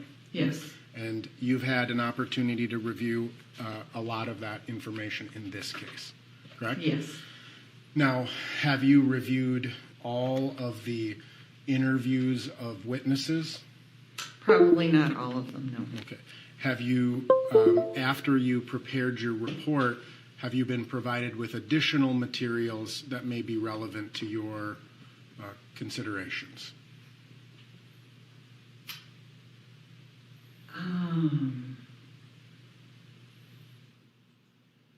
Not that I can think of off the top of my head. Okay. And we'll come back to that. So I just kind of want to, but you did have an opportunity to review Dr. Baker's entire file. Right? Yes, And I believe we'll be hearing from Dr. Baker later this morning or this afternoon, but we'll have some questions for him. I would like to follow up on some of your conclusions.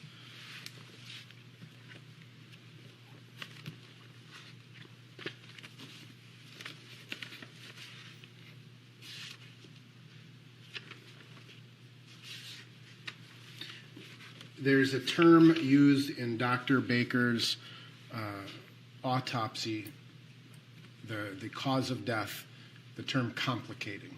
yes. Can you define, medically speaking, what the term complicating means?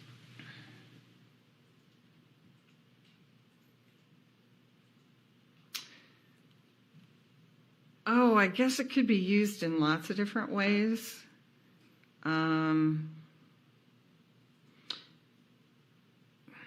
The way I would think of it in this setting is both things were present, that there was a cardiopulmonary arrest and that it was due to law enforcement, subdual restraint, and compression.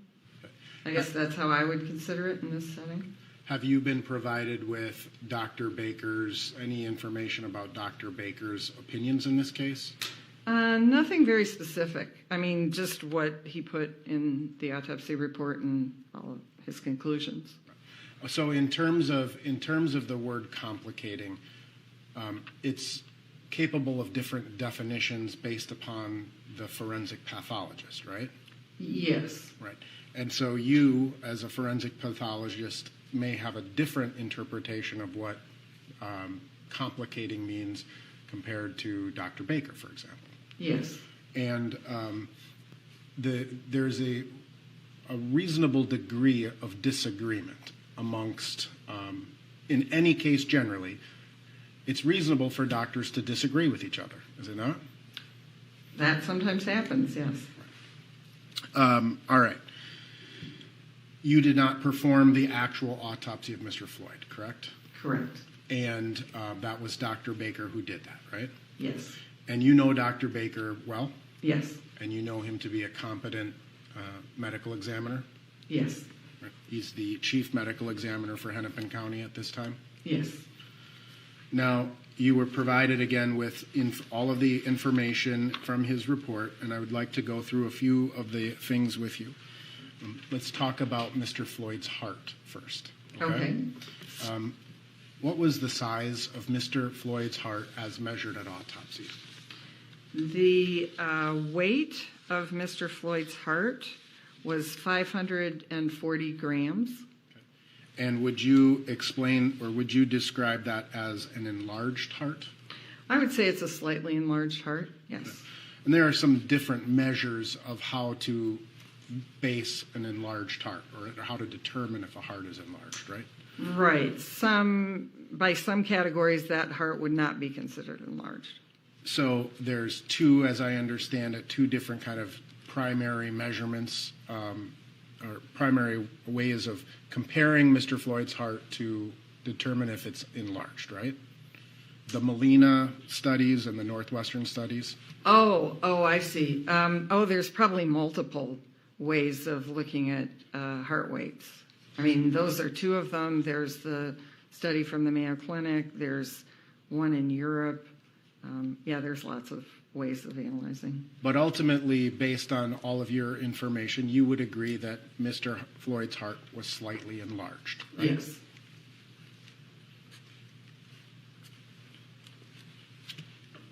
In terms of the DeMaio and Molina standard, what would a normal male heart weigh for a person similar to Mr. Floyd? Oh, I don't know off the top of my head. Would you disagree if I said it was 383 grams? That well could be. Okay. For the average, I mean. For the average, right. Yeah. So, according to, if that were the average heart rate, or heart size, heart weight, 383 grams, relevant to Mr. Floyd's heart would be considered profoundly enlarged.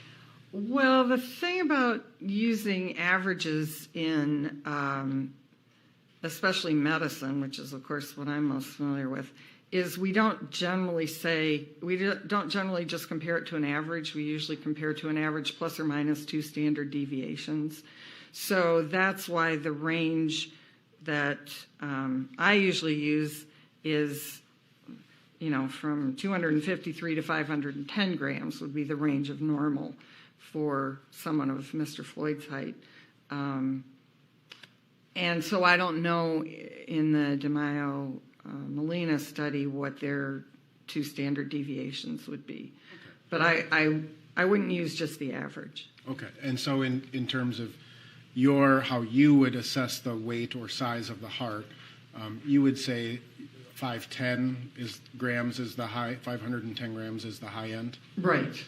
Of that, and 540 exceeds that, right? Right. And so in terms of whether it's a very enlarged heart or even a relatively minimally enlarged heart, a larger heart requires more blood, right? Yes, it has greater demand, yes. What are some of the things that cause a person to have an enlarged heart? Probably the primary cause is high blood pressure. And you understand, based on Mr. Floyd's medical records, that he did in fact have a history of high blood pressure, correct? Yes. Can you describe the blood vessels of the heart? There are several major coronary arteries that, as I mentioned, supply blood and nutrients to the heart muscle. There's the left and right, and then the left branches into the left anterior descending and the left circumflex, and then there's some other branches off that. And how would you describe narrowing or stenosis of the coronary arteries? So the way we as forensic pathologists describe it is we look at the opening. So if an opening is fully open, then that would be 0% narrowing. And if it's completely closed, then that would be 100% occluded. And so then we look at anything ranging from, 25, 50, 75, 90%. Obviously, it's just an eyeball estimation. We don't actually get out calipers and measure, because the actual percentage doesn't really matter. It's more, did they have coronary artery disease? Was it pretty good, pretty bad? That sort of thing. Can you describe the difference between proximal and distal narrowing? The way the coronary arteries supply blood to the heart, they come off of the aorta, which is the main vessel that takes blood from the heart to the rest of the body. And so in close to the aorta is called proximal to the aorta, and then the further out it goes, distributing blood along the way to the heart muscle, is called distal. And when you have proximal narrowing, how does that affect the heart? It can narrow the blood supply to more of the heart than if you have distal narrowing. Another way of saying that would be it decreases the amount of blood the heart is getting, right? Yes. And it also affects how things are removed from the heart, right? Like CO2, carbon dioxide. Well, that's different. That wouldn't happen from the blood vessels coming in, I don't think. So I wouldn't include carbon dioxide in that. Is there a standard within forensic pathology where pathologists would consider to be that there's enough of a narrowing to cause sudden death? So the way I would describe that is anything over more than 70 to 75% is, in the view of a forensic pathologist, something that, in the absence of another cause of death, could be used to explain death.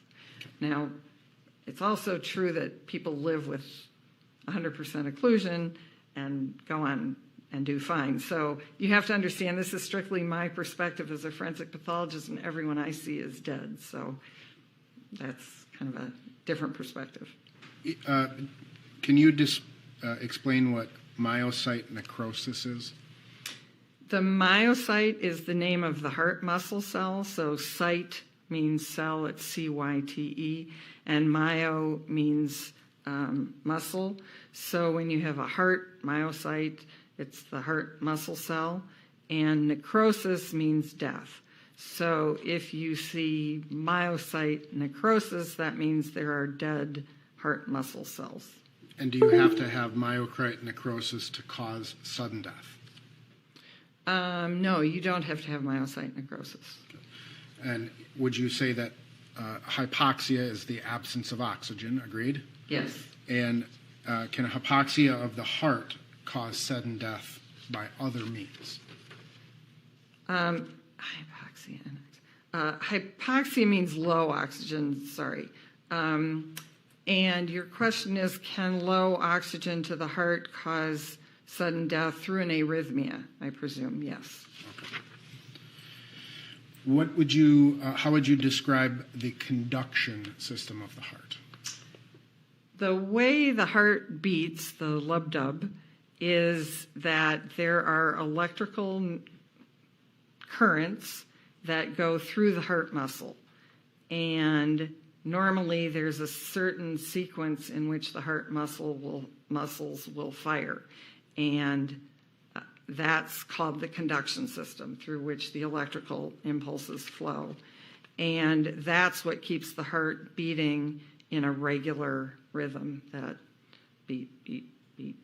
And yeah, that's the conduction system. So what happens if the conduction system is impaired? Then you can get what's called an arrhythmia, or abnormal beating of the heart. And that can result in sudden death? It can, yes. Which artery supplies that kind of like that pacemaker of the heart? Oh, it probably is variable from person to person. I mean, I think the coronary artery that we consider the most important usually is the left anterior descending coronary artery, but there's a lot of individual variability. Can you, what about the right coronary artery? It really depends on any given person, which part of the heart is supplied by their particular distribution. Okay. And in Mr. Floyd's autopsy, the right coronary artery, Dr. Baker determined had a 90% occlusion, correct? 90% narrowing, yes. When someone is exerting themselves, does that make the heart work harder? Yes. Does that mean that more blood, oxygen, it needs more blood to function? The heart needs more blood to function at that time? Yes. It's kind of like when we think about exerting anything like jogging, running, the heart needs more blood and hence more oxygen in order to function properly, right? Yes. You also described the fight or flight kind of the physiology of that in your consideration, right? Yes, the physiological stress. Mm-hmm. And the physiological stress produces adrenaline, right? Yes. And that also causes the heart to work harder? Yes. And therefore need more blood? Yes. And more oxygen? Yes. So let me ask you this. In this particular case, right, we have a heart that is at least above average, right, needing more blood. We have a heart with a occluded right coronary artery, right? Narrowed. Mm-hmm. We have a heart that the left anterior descending artery also had a 75% narrowing, right? Yes. And so you have, and then you have an exertion of stress producing adrenaline, right? Yes. So the heart has to work very, very hard in this case. Fair to Yes. say? Let's take the police out of this, and I'm going to ask you a hypothetical. Let's assume you found Mr. Floyd dead in his residence, no police involvement, no drugs, right? The only thing you found would be these facts about his heart. What would you conclude to be the cause of death? In that very narrow set of circumstances, I would probably conclude that the cause of death was his heart disease. So have you, as a forensic pathologist, ever certified a death due to arteriosclerotic cardiovascular disease? Probably thousands of times, yes. With similar degrees of narrowing of the arteries? Yes. Have you ever certified a death due to hypertensive cardiomegaly? I'm trying to... Yes, hypertensive cardiovascular disease, yes, absolutely. With a heart at this weight or even smaller? Well, if it was, again, in this setting where that was the only abnormal finding, then I would probably go with that, yes. So one of the things that has to be considered in this particular case is Mr. Floyd's heart, right? Yes. And even without any sort of an exertion, again, take the exertion out of it, take the police out of it, take the drugs out of it, that's a potential cause of death that needs to be considered. Yes. You discussed the abrasions that you saw and the jury saw pictures of. You would agree that the abrasions are in a left to right pattern? Meaning there are more on the left than on the right? Right. On his face, yes. On his shoulder, yes. And then he had the abrasions on his right hand. And even in terms of the pattern of the abrasion, there's up and down abrasion. Like an abrasion could go from the bottom of my body up, or it could go from left to right, right? Yes. I guess I didn't really focus on what direction the abrasions were going in that sense. Okay. And that's fine. But you would agree that one possible way that at least some of these abrasions occurred would be when Mr. Floyd was initially put down on the ground.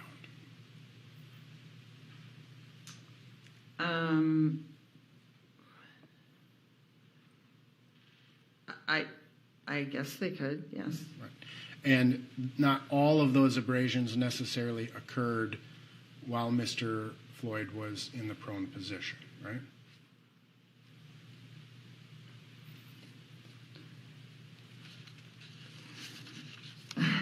That's hard to answer, Right. I would say. It's hard to answer when the abrasions were there and Right. what caused the abrasions, right?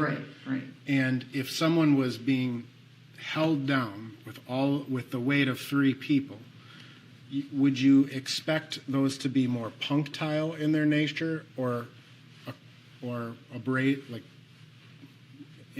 with the lines and movements? Oh gosh, there are too many variables there, I would say. Okay. Now, you ultimately determined that this case was an asphyxiation, essentially, right? Yes, that was the primary mechanism. Right. And asphyxiation is simply the lack of oxygen to the brain? Yeah, low oxygen, inadequate oxygen. Inadequate oxygen to the brain specifically. Yes. And in terms of asphyxiation, you would agree that there are multiple things that can cause asphyxiation. Yes. So you use the reference to someone being strangled, right? Yes. So if I came up to you and I strangled, or I strangled a person, put my hands around their neck, there are certain things that you would expect to see, right? Sometimes you do, yes. And that's great when you do. You don't always, but And those would be things like a broken hyoid bone, yeah, right? The petechial hemorrhaging that you discussed. yes. And in an asphyxia death, there are oftentimes, frequently, those types of signs available, right?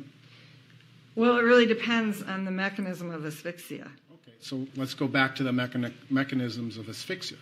You described it. Strangling would be one. Yeah. Hanging could be one. Yes. Right. You've described positional or mechanical asphyxia. Those are types, yes. Yeah. Positional being, based on the position of the body. Mechanical being something, using some sort of a device to asphyxiate someone. Oh, well, we haven't really talked a lot about positional and mechanical. I mean, there's all kinds of things under both of those that can cause low oxygen. And one of the things that can cause a low oxygen to the brain is the use of controlled substances, correct? Well, eventually, yes. Yes. So someone can ingest a particular type of a controlled substance. That particular substance could affect the diaphragm, right? It affects some controlled substances affect the ability to breathe, which then decreases the oxygen, which then leads to low oxygen, yes. Right. And that's essentially what you're saying is that there, in this particular case, as I understand it, look at my notes, is that essentially what happens is there was some event that happened that resulted in a decrease of oxygen to the brain, and that resulted in death. Yes. And that's essentially what asphyxia is generally. Inadequate oxygen, yes. Right. Okay.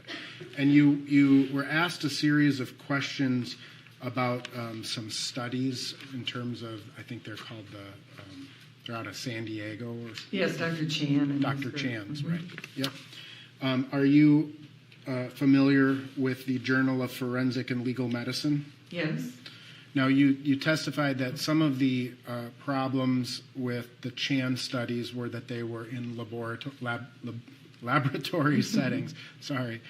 Laboratory settings, that they were controlled environments, healthy individuals, etc., right? Yes. Are you familiar with the work of Dr. Christine Hall and her paper, Incidence and Outcome of Prone Positioning Following Police Use of Force in a Prospective Consecutive Cohort of Subjects? Is that the one from Canada? Yes. Yes. And that was essentially an analysis of actual police encounters, correct? Yes. In Canada. In Canada, understood. but they actually, that study, they go through and they look at the number of police-citizen interactions, correct? Yes. And then from those police-citizen interactions, they further go in to look at how many involved being placed in the prone position or a non-prone position, correct? Yes. They consider various actual real-life variables, agreed? Yeah. And including drugs, whether drugs were on board, whether the length of time to a certain extent that someone was in the prone position, agreed? Yes. And ultimately, they analyzed about 3,000 prone positional placements Yes. out of a total of like 1.1 million police interactions. Yes. So 1.1 million police interactions, resulting in about 3,000 prone position arrests. That those these are real people, real incidents, right? Yeah. And in those 3,000 or so interactions, there were no deaths that occurred. Isn't that amazing? When you consider that virtually every forensic pathologist in the United States has probably had an officer-involved death like this. How did they... It utterly baffles me, which is why I kept saying Canada, because I think, I don't know what's different, but... I'm going to object at this time as sorry. non-responsive. And the answer was So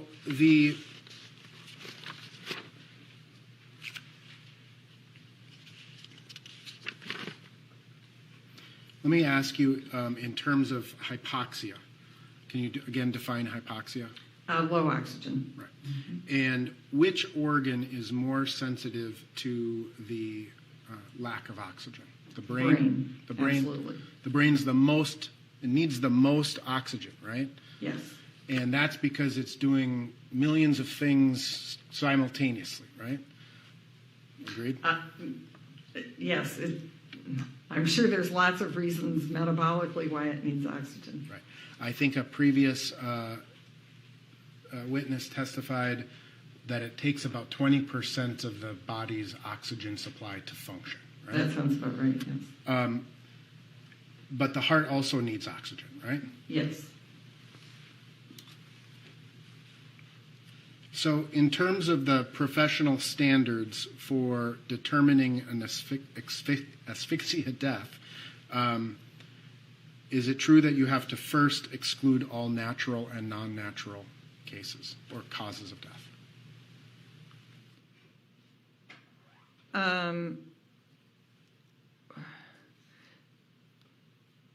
Well, you can have natural and non-natural causes of low oxygen.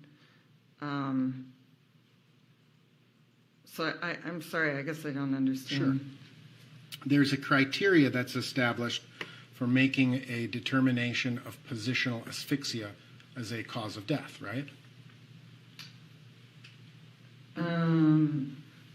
Well,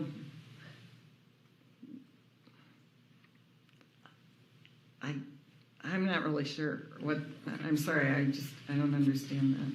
Fair enough. Is the prone position in and of itself inherently dangerous? Not if there are no other factors. Okay.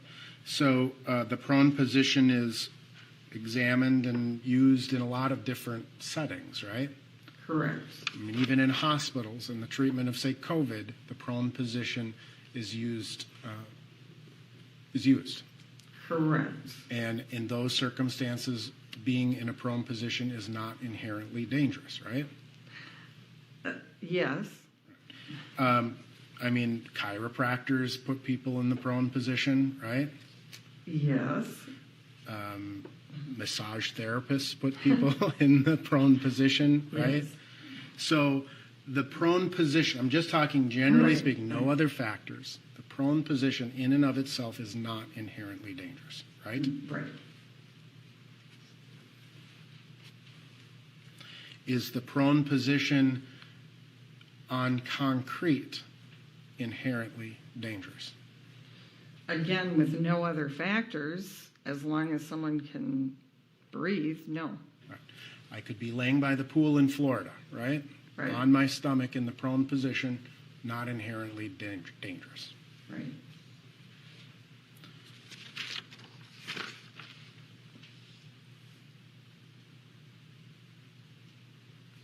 Do you know, or did you take into consideration Mr. Chauvin's weight in your analysis? Oh, I'm aware of his weight.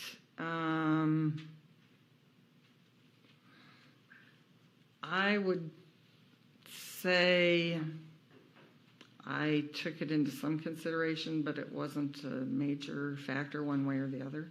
Okay. You reviewed all of the videos, right? Yes. And it's fair to say that portions of his weight were placed on Mr. Floyd's body at a different distribution. Yes. And ultimately, in terms of the autopsy that Dr. Baker conducted, in terms of the area in the shoulders, the back, and the neck, no bruising was found, right? Right. In your experience as a forensic pathologist, if someone is placing a significant amount of weight on a person's area for a prolonged period of time, would you expect to see bruising? You might or might not. It's so variable. And you would agree that there are no abrasions or bruising described in the autopsy in the neck area of Mr. Floyd? Correct. There's no bleeding into the muscles in his back, right? Correct. You would agree that the knee is sort of a pointy or a more protuberant part of the body? I guess so. It's kind of flat on top because of the patella, but Right. And when we talk about the shin bone itself, there's not a lot in between the skin and the shin bone, right? that is true. Yes. And it's sort of a triangular shape, right? Yes. And again, along Mr. Floyd's back, there's no long bruise consistent with a shin bone, right? Right. And there's no more circular bruise consistent with a kneecap. Right. You've reviewed, obviously, a lot of strangulation type cases in those in your career. Yes. Strangulation with the hands, right? Primarily manual, but also ligature. Ligature being like a rope or a phone cord or something. Exactly. And in those manual strangulation cases, the pressure that's exerted in that will frequently leave bruises, fingerprint-sized bruises, right? Frequently, but not always.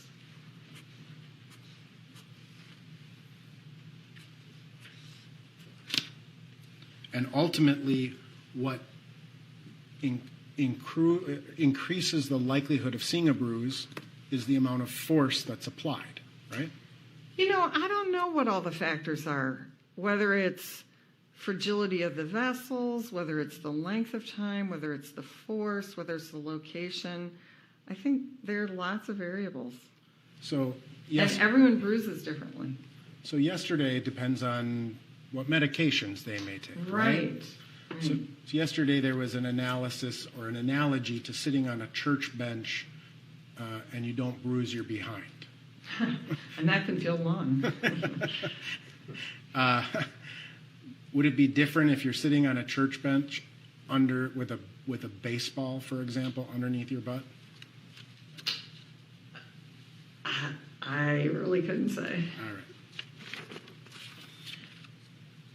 So in terms of Dr. Baker's autopsy, you would agree that there's really no objective evidence showing any pressure to the back of Mr. Floyd. There is nothing at the autopsy. That's correct. Did you find, or did Dr. Baker find hypoxic changes in his brain? He died too quickly for that to show up. And that's when we talk about the lack of ischemic hypoxia, correct? Dr. Baker noted a lack of ischemic hypoxia. I don't remember his exact words. You're describing lack of ischemic changes in the neurons? Correct. Yes. In the brain. Yes, because that has to happen over a period of time. Okay.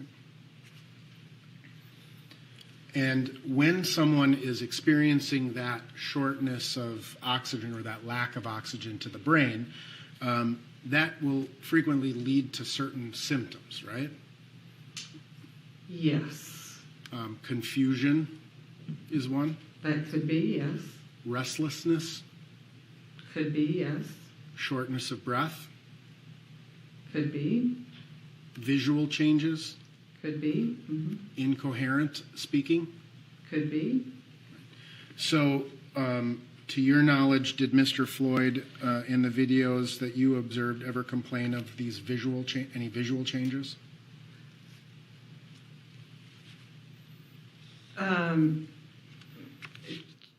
No. Did he appear to be confused to you?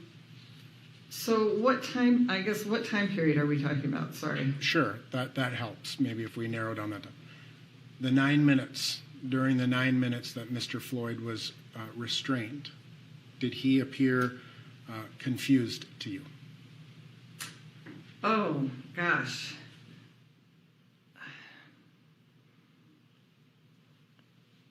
How do you describe his behavior? Well, I mean, did he was articulating that he was in pain, right? Yes, and then he couldn't breathe, and he calls for his mother, and he says he loves people. I mean, you might interpret that as confusion, or you might interpret it a different way. Did he appear to be breathing during this time frame? Not effectively. Do you know how many breaths per minute? No. If one expert indicated it was at a rate of 22 breaths per minute, would you disagree? I would have no way of assessing that. When someone is hypoxic, they start breathing faster, right? That can be a mechanism of trying to balance. At least for the first 5 minutes or so, Mr. Floyd was talking, right? Well, again, In talking, yes or no? He was talking. he was, yes, there were words, yes. So he had an open airway. Yes. And you'd agree that, or would you agree that at some point he went limp, Yes. right? And would you describe what you saw as the progression of hypoxia in that instance at the point he goes limp? That is certainly a good explanation for it, yes. Was not a sudden hypoxic event, right? That is my interpretation, yes. You would agree that if he was progressively growing hypoxic, you would expect whole body hypoxia?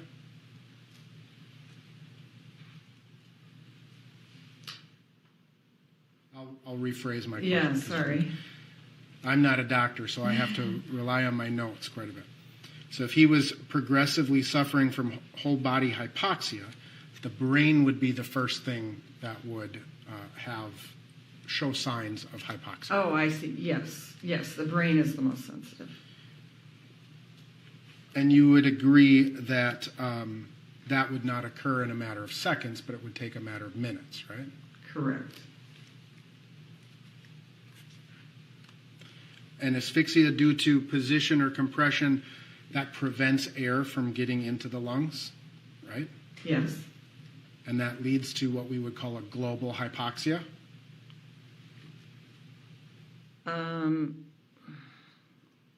We haven't really used that word global. Whole body. I mean, if there's inadequate oxygen, the blood flows everywhere, so I guess that's what you're talking about. But the brain is the first thing to show symptoms of hypoxia. Right, that's the most sensitive organ.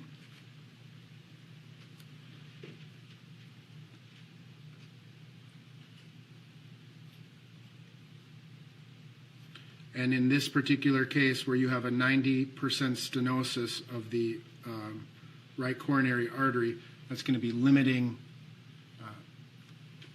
oxygen to the heart, right? Yes,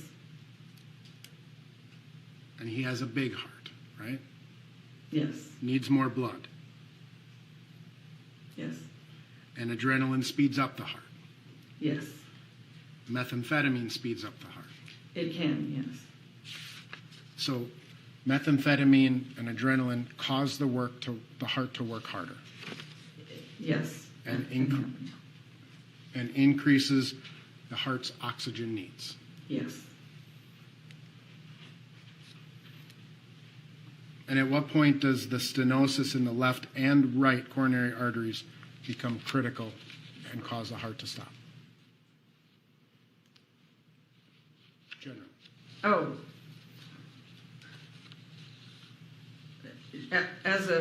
Are you asking that same question about, as a forensic pathologist, what degree of narrowing do we consider potentially fatal? Right.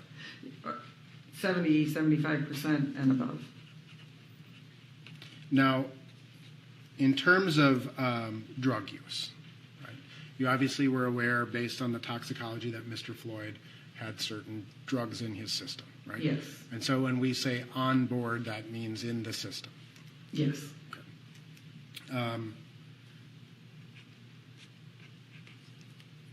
Would you describe the use as you know, based on the information that you have, as sort of a binge use of drugs? Oh, I guess I couldn't answer that. Are you familiar with drug use taken or used rectally? I've heard of that, yes. And that increases or speeds up the distribution of controlled substances in a person? It speeds up absorption, yes. So the effects would be felt much faster. Yes, they could. Mm-hmm. In a case where you have a person who is experiencing cardiac arrest, right, and they're put in an ambulance and taken to the hospital for resuscitation, there's IVs that are placed in a person, right? Yes. And those IVs contain saline, Yes. and saline can ultimately dilute or decrease to some degree the amount of controlled substances that would be as they would be measured. That's a theoretical possibility. You'd agree that fentanyl is a respiratory depressant, right? Yes.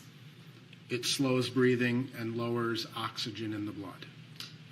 Yes. Does the fact that there's norfentanyl in his blood mean that he took it some time ago? Yes, but by some time, that's a very vague, yeah. So long enough in the past to start metabolizing. Exactly. But does it exclude him taking fentanyl more acutely or more recently in time? No. There's no way really of knowing the timing. Fentanyl depressing the respiratory system can also act with the coronary artery or can interact with coronary vessel disease, correct?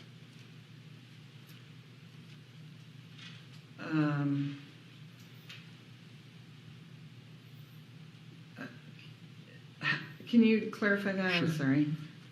Does fentanyl's depression of the respiratory system also act with coronary artery vessel disease and oxygen and carbon dioxide to reduce the supply of its supply to the heart? Oh, so as fentanyl may lead to a gradual progression of slowing breathing and ultimately decrease the oxygen, that would apply to oxygen to the brain as well as to the heart. Is that what you're, yeah. And it would likewise increase the carbon dioxide in the blood. Yeah, I mean, anything that decreases respiration decreases that exchange. Right. So as that exchange process is happening, right, you're not taking in the oxygen, you're likewise not expelling the carbon dioxide, right? Right. And thus the carbon dioxide will increase because you're not expelling it, right? Correct. You would agree that methamphetamine is a stimulant, right? Correct. And that can cause a cardiac arrhythmia, It can. and it can increase a person's heart rate. It can or cannot. And you testified before that methamphetamine, there's no safe level of methamphetamine, right? Correct. So the fact that methamphetamine is at a lower toxicological standard doesn't somehow make it safe. Right.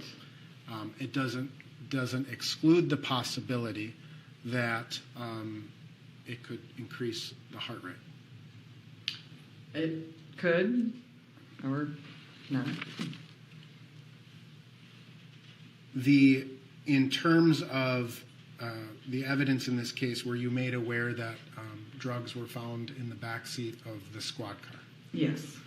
And that those drugs contained the DNA of Mr. Floyd? Yes. And that those drugs were at least to some degree partially dissolved? Yes. And that those drugs were fentanyl, a mixture of fentanyl and methamphetamine? Yes. Based on the toxicology in this case, did you see any metabolic byproduct of methamphetamine? No. Right. And so that means that the methamphetamine was taken more acutely or recently in time. Probably. I mean, there's lots of variables. So again, just kind of taking into consideration removing certain variables, right? You find a person at home, no struggle with the police, right? And the person doesn't have a heart problem, but you find fentanyl and methamphetamine in this person's system at the levels that they are at. Would you certify this as an overdose? Again, in the absence of any of these other realities, yes, I could consider that to be an overdose. And the level of fentanyl in a person, again, in this hypothetical scenario, there are deaths certified as drug overdoses significantly lower than 11 nanograms per milliliter. Lower, higher, it's got a huge range, yes. As low, I believe, as 3% or 3 nanograms per milliliter. Yes. Right. So the ingestion of drugs is unique to that individual's body, right? Right.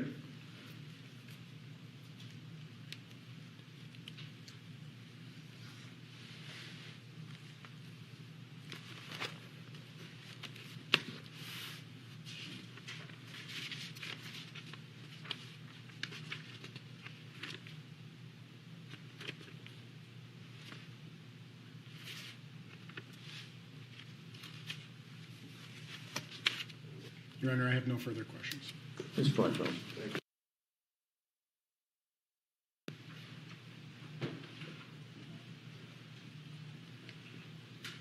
Dr. Thomas, a few things I'd like to try to clarify with you. Thank you. You were asked a number of questions that were to the effect that if we take the police subdual, restraint, and neck compression out of this, what would you conclude Mr. Floyd's cause of death to be? Remember those questions? Oh, yes. Aren't those questions a lot like asking Mrs. Lincoln, Yeah. if we take John Wilkes Booth out of this, Objection, argument. may I finish? It's my analogy. That's Your Honor. argumentative.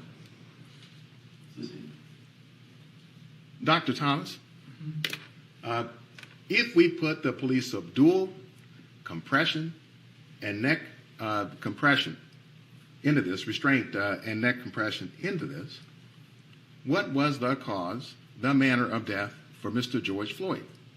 The cause of death was the law enforcement subdual, restraint, and compression, and the manner of death is homicide. Does it make any sense to you whatsoever from the standpoint of trying to assess cause and manner of death for Mr. Floyd to be answering questions having to do with hypothetically taking the facts of this case out relating to his subdual, restraint, and neck compression? You can finish the question. Dr. Thomas, from your standpoint as a forensic pathologist and your analysis of manner and cause of death, would you ever approach an assessment of manner and cause of death by taking out of it the facts that you found relevant and highly pertinent to assessing and determining the manner and cause of death? No. And in this case, those factors are what?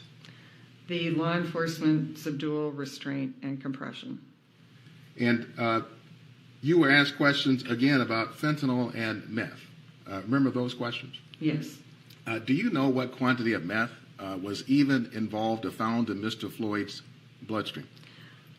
I have the number. Well, let me ask you a question. But it was very small. I mean, I do know that. And so this was the point. You found that it was a very small amount. Correct. Were you able to assess, based on the amount, what kind of effect, if at all, it would have on the stress or strain on his heart? No. There's too much individual variability to correlate one number with one person's reaction. Well, let's see with respect to fentanyl, if there's a punchline we can get to with respect to fentanyl. Fentanyl has been discussed with you, Dr. Thomas, as a respiratory either depressant or suppressant. Yes. In order for us to go from fentanyl to death, in the middle, there are certain symptoms and responses and reactions a person would have who's suffering from fentanyl overdose or intoxication. Yes. If the person doesn't have those symptoms, those indicators, then would you feel that it's possible even to conclude that they are suffering from fentanyl intoxication or overdose? No. If there's no signs of fentanyl overdose, then it makes no sense to conclude that there was an overdose from fentanyl. And to be clear for the ladies and gentlemen of the jury, what are those symptoms of fentanyl overdose or intoxication? So fentanyl is an opioid. It's like morphine or heroin, and it causes slowing. Well, first of all, it's a potent pain medication and given mostly for that, but it also can cause slowing of the respiratory rate in a very gradual, peaceful, non-struggle kind of way. What is described as people just fall asleep and may just kind of slump gradually over because they very peacefully stop breathing, or it slows and then eventually stops. And they fall into a sleep out of which they can't even be aroused. Correct. Would that be also known as a coma? Yes, ultimately it's a coma. When George Floyd was on the ground for the 9 minutes and 29 seconds, was he asleep to the point of not being able to be aroused? Not for the first half of it, no. And then afterwards, he was completely unresponsive, but that's a different... For the second half, he was unresponsive with no pulse. Exactly. Was George Floyd, during the 9 minutes and 29 seconds, ever in a coma that you saw? No. So when we talk about fentanyl overdose, did you ever see, as applied to George Floyd, during the 9 minutes and 29 seconds, Okay. did you ever see, as it relates to fentanyl overdose, during the 9 minutes and 29 seconds that he was on the ground, enduring the subdual and restraint by Mr. Chauvin, that he ever exhibited any of the symptoms of fentanyl intoxication? No. You asked, again, quite a few questions about the heart. And remember that discussion. Yes. I think it was to the effect the heart was slightly enlarged, high blood pressure, narrowing of the coronary arteries, dead heart muscle cells. Do you recall all of that being discussed? Yes. In order for us to go from there being issues with damage to the heart to a death from damage to the heart, in the middle, do we have to have certain cardiac events that then lead to death? Yes. Would you tell the ladies and gentlemen of the jury, if we're going to talk about heart conditions, what are those conditions in the middle that actually lead to death? Well, what ultimately leads to death is an arrhythmia, an abnormal beating of the heart. And as I described, it's generally it's often called a sudden cardiac arrest because it's sudden and someone just drops over. Now, to be clear, when we're talking about these various heart conditions and a sudden cardiac arrest, fatal arrhythmia, did you see any indication with all this discussion about heart conditions that Mr. Floyd ever suffered from a sudden fatal cardiac arrhythmia as the primary cause of death? No.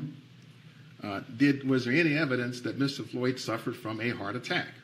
No. If you bring to mind what was found during the autopsy, was there any injury found to Mr. Floyd's heart whatsoever? No. So if we talk about, for example, dead heart muscle cells, any dead heart muscle cells seen on autopsy? Not that Dr. Baker described and not that I saw, no. In fact, his heart was so ordinary in terms of non-injury that it wasn't even photographed intact, was it? Not intact, no. Dr. Baker took one photo that showed no scars and no acute injury.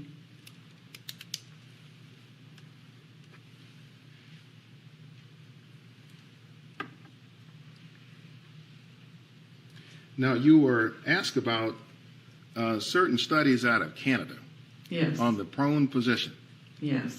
And now, and the findings out of Canada, supposedly with real police and real police settings, was no fatalities. Yes. Are you familiar with any such studies reaching that conclusion in the United States of America? No. What is so peculiar then about Canada that we're talking about Canadian studies here? That's what I don't understand.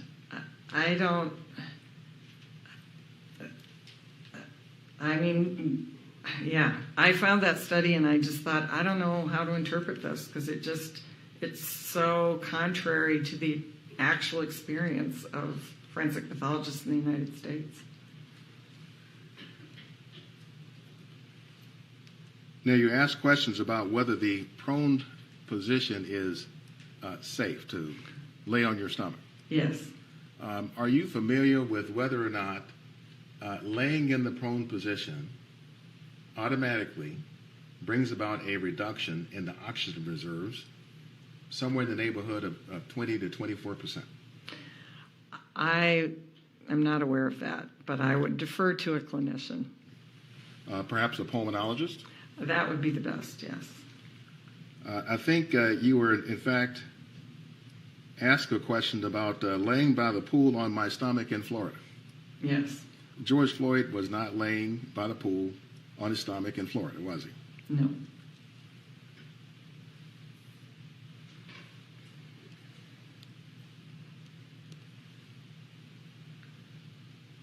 I know the answer to this, but I'll ask you. You asked a question about sitting on a church bench with a baseball under your butt. You've never done that. No.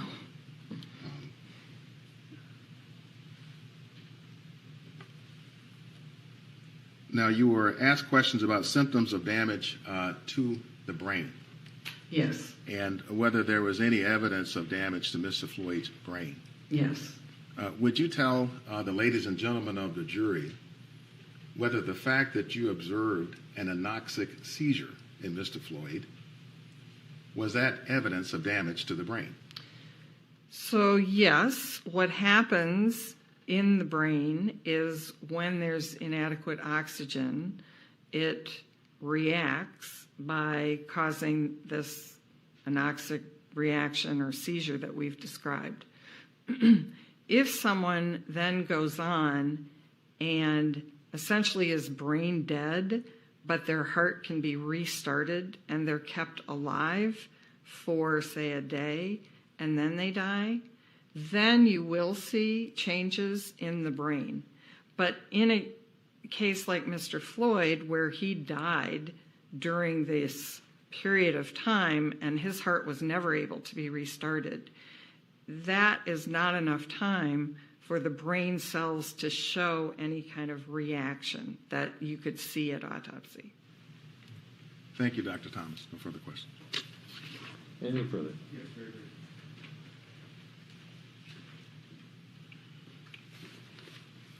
Dr. Thomas, after the heart stops, if a heart stops, is it possible that the body will continue to breathe or respire?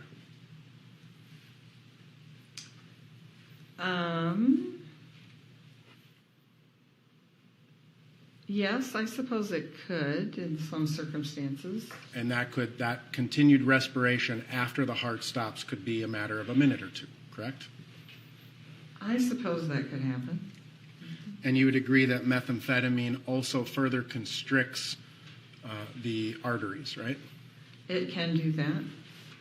And so that constriction, there's been a lot of discussion about the level of methamphetamine in the system, this low level as it's been described, right?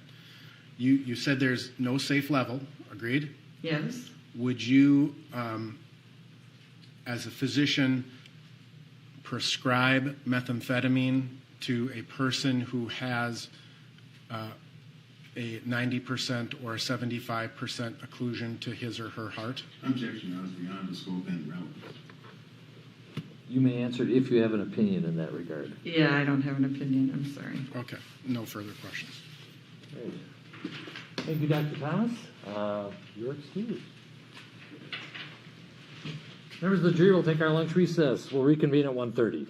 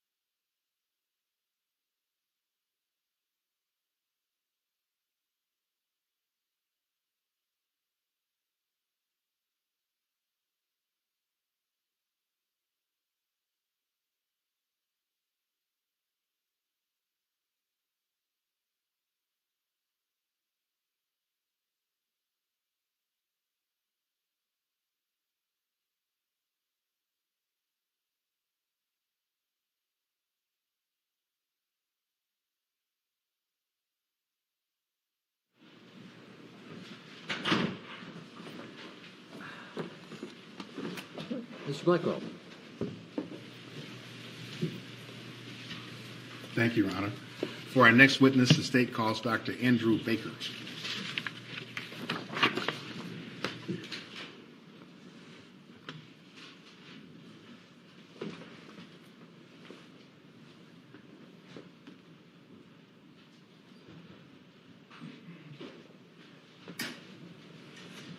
Raise your right hand, please. You swear or affirm under penalty of perjury that the testimony you're about to give will be the truth and nothing but the truth? I do. Let's see.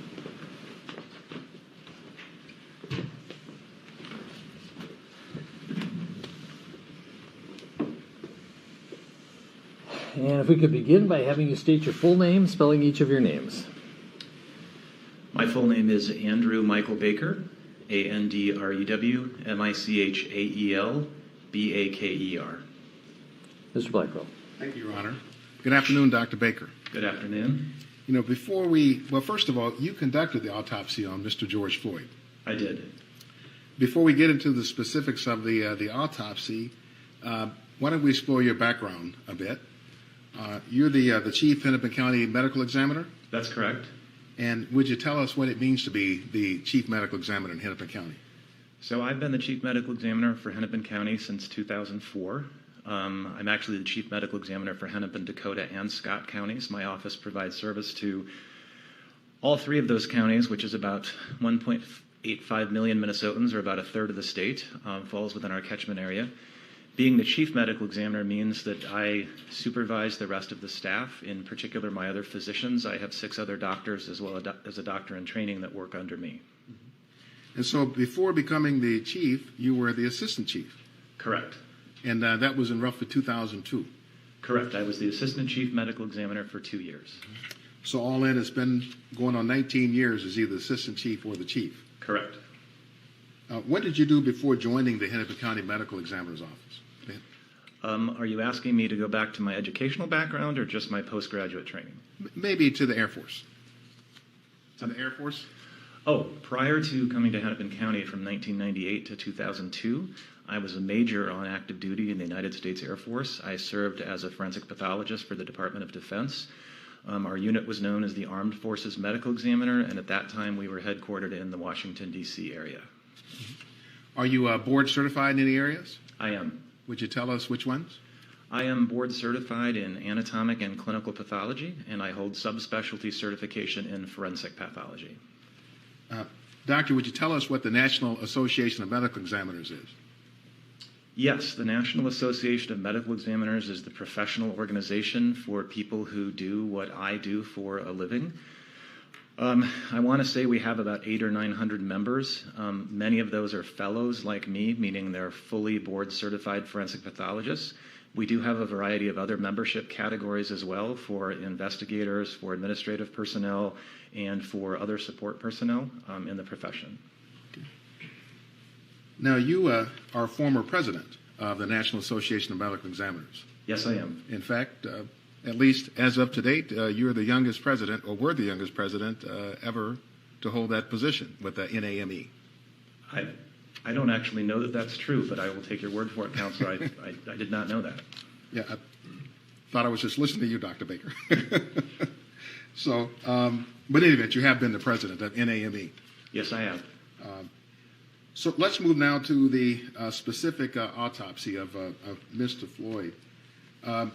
Could you give us some sense of what you knew about the circumstances surrounding his death before you started your work on Mr. Floyd? Yes. So I was aware that Mr. Floyd had become unconscious while in police custody, that he had been transported to Hennepin Healthcare, and that was where he was pronounced dead. I believe at the time I started the examination, my staff was probably still working to confirm Mr. Floyd's identity and properly notify his next of kin. But that was basically the background information that I had. Had you seen any of the videos at the time you started your work? I had not. I was aware that at least one video had gone viral on the internet, but I intentionally chose not to look at that until I had examined Mr. Floyd.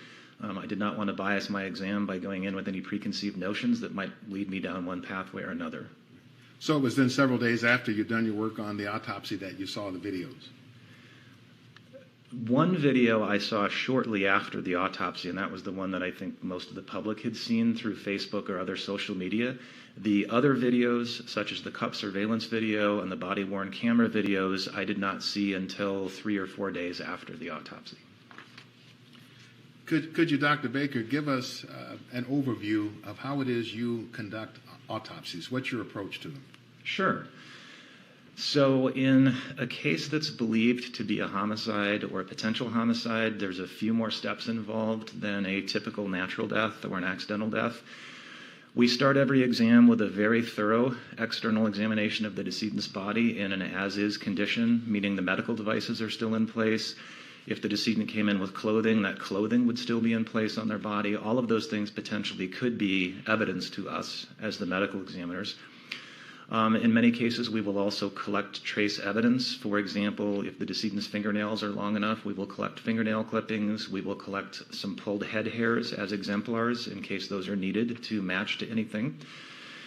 It wouldn't apply in Mr. Floyd's case, but in other circumstances, we shoot a fair number of x-rays before the autopsy starts if we're looking for things like bullets or stab wounds, broken knife tips, that sort of thing. Once all of those are done, then we very carefully set the clothing aside. We very carefully remove the medical devices, and then we examine the body again from head to toe, front and back. We're documenting this with copious photographs as we go. And then the final step in the external examination is we clean the body very, very thoroughly because we don't want any blood, any foreign material, any plant material, anything that might be on the body to obscure the injuries or diseases that we're looking for. And then we, again, photograph the body head to toe, front and back. Once that part of the exam is done, then we proceed to the internal exam, which is, I think, what most lay people would think of when they hear the word autopsy. We make a set of very careful incisions on the body that allow us to remove all of the organs one by one, so we can look for evidence of natural disease, internal evidence of injury, and while we're doing that, we're collecting specimens for toxicology. Typically, blood and urine are the ideal specimens. We do remove all of the organs from the tip of the tongue to the bladder. We also remove the brain. We also remove all of the structures from the front of the neck, looking for any injury or evidence of disease. In a case like Mr. Floyd's, there are some additional steps we will take that wouldn't occur in most autopsies. So, for example, in Mr. Floyd's case, I did make incisions of his wrists and dissect around the skin underneath to look for evidence of what we would call subcutaneous bruising, or bruising under the skin from the handcuffs that were applied. Overruled. Please continue. And then the last thing that I was going to say is also in Mr. Floyd's case, I did make a special incision from the back of his head all the way down to his buttocks, and I dissected underneath his skin all the way out to the sides of his neck, all the way out to his shoulders, and all the way out to his flanks. And you might ask why we would do something like that, and the answer is because sometimes fresh bruises can be difficult to see in some people, and so we look underneath the skin to make sure that we haven't missed something. Again, those last few steps wouldn't be part of a typical autopsy, but in circumstances like this, it's a generally accepted practice that we do that. And Dr. Baker, is the autopsy part of a broader death investigation? Yes, the autopsy is just one piece of the medical examiner's death investigation. And could you generally characterize the umbrella? What's the death investigation entail overall? So the medical examiner's ultimate mission, in addition to properly identifying people, is to ascertain their cause of death and their manner of death. The autopsy is just one component of that. It obviously has a great deal to do to inform the cause of death and manner of death, but we also need to know the decedent's past medical history. We need to get a hold of the decedent's next of kin to see if the decedent could potentially be a donor. If there's any family history that we need to know about, we will typically contact decedent's primary care physicians as well as get their hospital records. If an ambulance was dispatched and took them to the hospital, we'll even get the ambulance run sheet as part of our investigation. Because to get the cause and manner of death right, you need to assemble all of those things for the whole picture. So let's go back to the autopsy aspect of it. How important is it to have a detailed documentation of what you do? In terms of the autopsy? Yes, sir. Well, it's critically important that the autopsy be very detailed, particularly if the death is potentially a homicide, because obviously it could end up in a court and the work that you're doing would be evidence. And do you create what we might refer to as a robust data set, documenting what you do. Yes. What's all included in that? So when I use the term robust data set, what I really mean is I have dictated the most detailed autopsy report that I can, describing all the scars, all the tattoos, all the birthmarks, all the injuries. In many cases, it's the pertinent negatives, meaning the lack of injury, places where you might expect to see an injury but you don't. All of those things are very carefully dictated in a narrative autopsy report. But that's not enough. You have to take copious photography as well.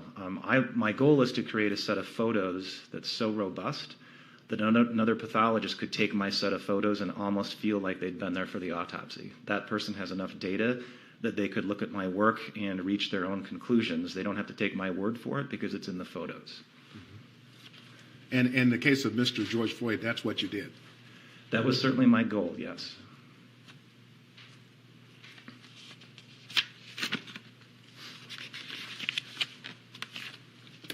Your Honor, at this point, I'm going to ask Dr. Baker to identify the photographs from the autopsy. I still have them here in hard copy.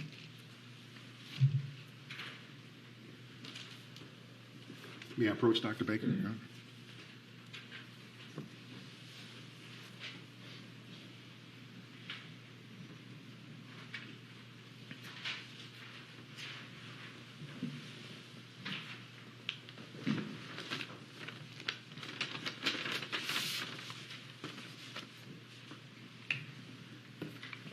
Dr. Baker, I've handed you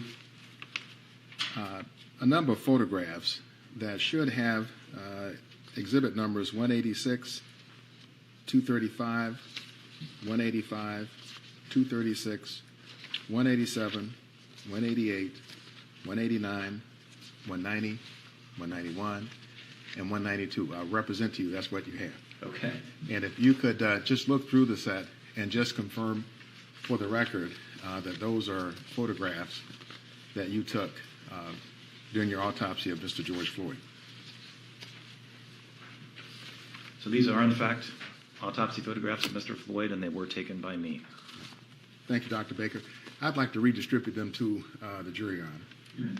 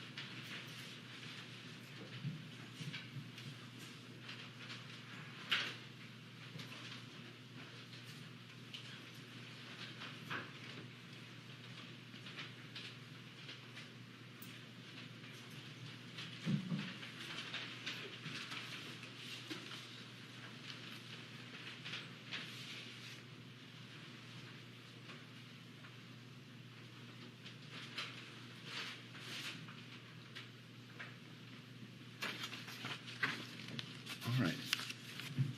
So, Dr. Baker, let me just ask you generally first about documented injuries that you saw with respect to Mr. George Floyd, and I'll ask you about specific parts of the body.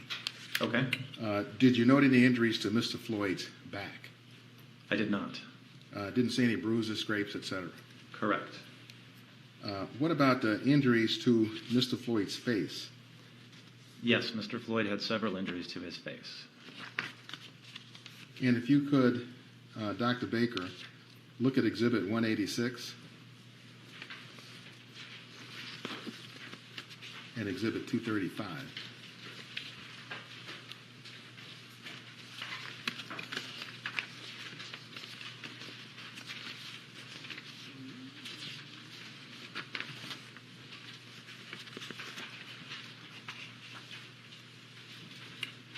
Now, I'll represent to you that the jurors have seen these two photos, but first tell us what do we see in these two photos? These are photographs of the left side of Mr. Floyd's face. This would be after I have removed or cut away any medical intervention. Had there been any blood or foreign material on his body, it was cleaned up before these photographs were taken as well.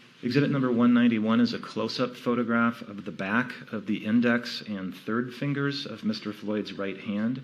You can see that he's got some injuries over his knuckles. Just for orientation, if I were to use my own right hand, we're looking at an injury right here and an injury right here on the back of those two fingers. And did you have an opinion as to what may be the cause of those injuries? So these are blunt force injuries. These are abrasions and lacerations. Again, that's damage to the skin from blunt trauma. These would be entirely consistent with him having been in an altercation with another person. They certainly could be from the asphalt or just about anything his hand could have banged into. Thank you, Dr. Baker, and we can put the photos away.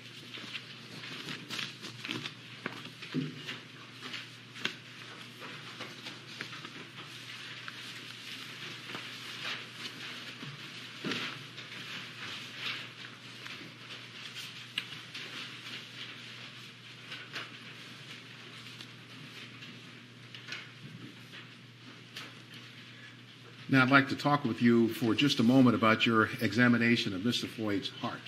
Okay. Did you take a photograph of Mr. Floyd's heart still intact? No, I did not. Would you tell the jury why not?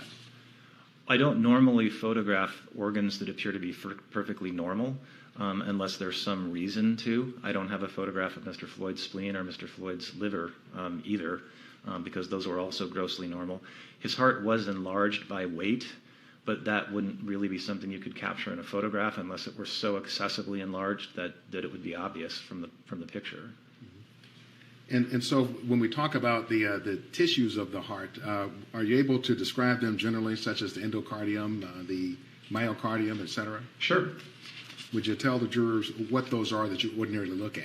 Yeah, so dissecting the heart is one of the most important things we do in every autopsy because the heart is involved in so many of the deaths that we investigate.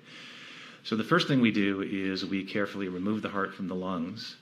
The next thing you do is you carefully make sure that there's no blood or clot left in the heart because you want to get a very accurate weight.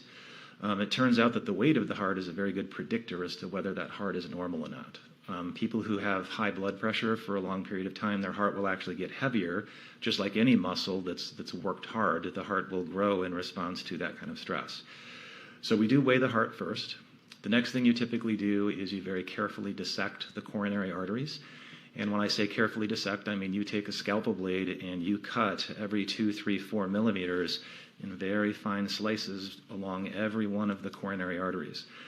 A normal adult heart will generally be described as having 2 coronary arteries, the left and the right. The left immediately branches into the left anterior descending and the left circumflex. So we dissect those two very carefully. And then we look at the right coronary artery. So usually you'll hear people describe 3 coronary arteries, the circumflex, the left anterior, descending, and the right. So we want to make sure those arteries are in the right place. We want to make sure they have normal openings where they connect to the aorta. And then we go tiny slice by tiny slice, making sure that none of those arteries have narrowings or blockages in them. After we've done that, then we typically will carefully slice the heart, meaning the whole organ where we're now cutting through the muscle. And as you're making those slices, what you're looking for is evidence of previous heart damage. Is there a scar in the heart? Is there hemorrhage in the heart, suggesting maybe a more recent heart attack, if you will? There's many more rare conditions of the heart that we're also looking for while we do this. None of those apply in Mr. Floyd's case, but those are always in the back of our minds as we do this.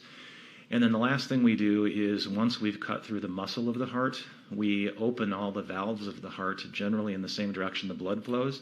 We make sure the valve leaflets are normal, make sure there's no infections, there's no calcifications, there's the normal number of leaflets. So yeah, we've now looked at the outside of the heart, the coronaries, the muscle of the heart, and the valves. So having done all of that with respect to Mr. Floyd, did you find any previous damage to his heart muscle? No, Mr. Floyd had no visible or microscopic previous damage to his heart muscle. You know, and I apologize to you, Dr. Baker, and the jury, but there is one other photograph I do want to look at.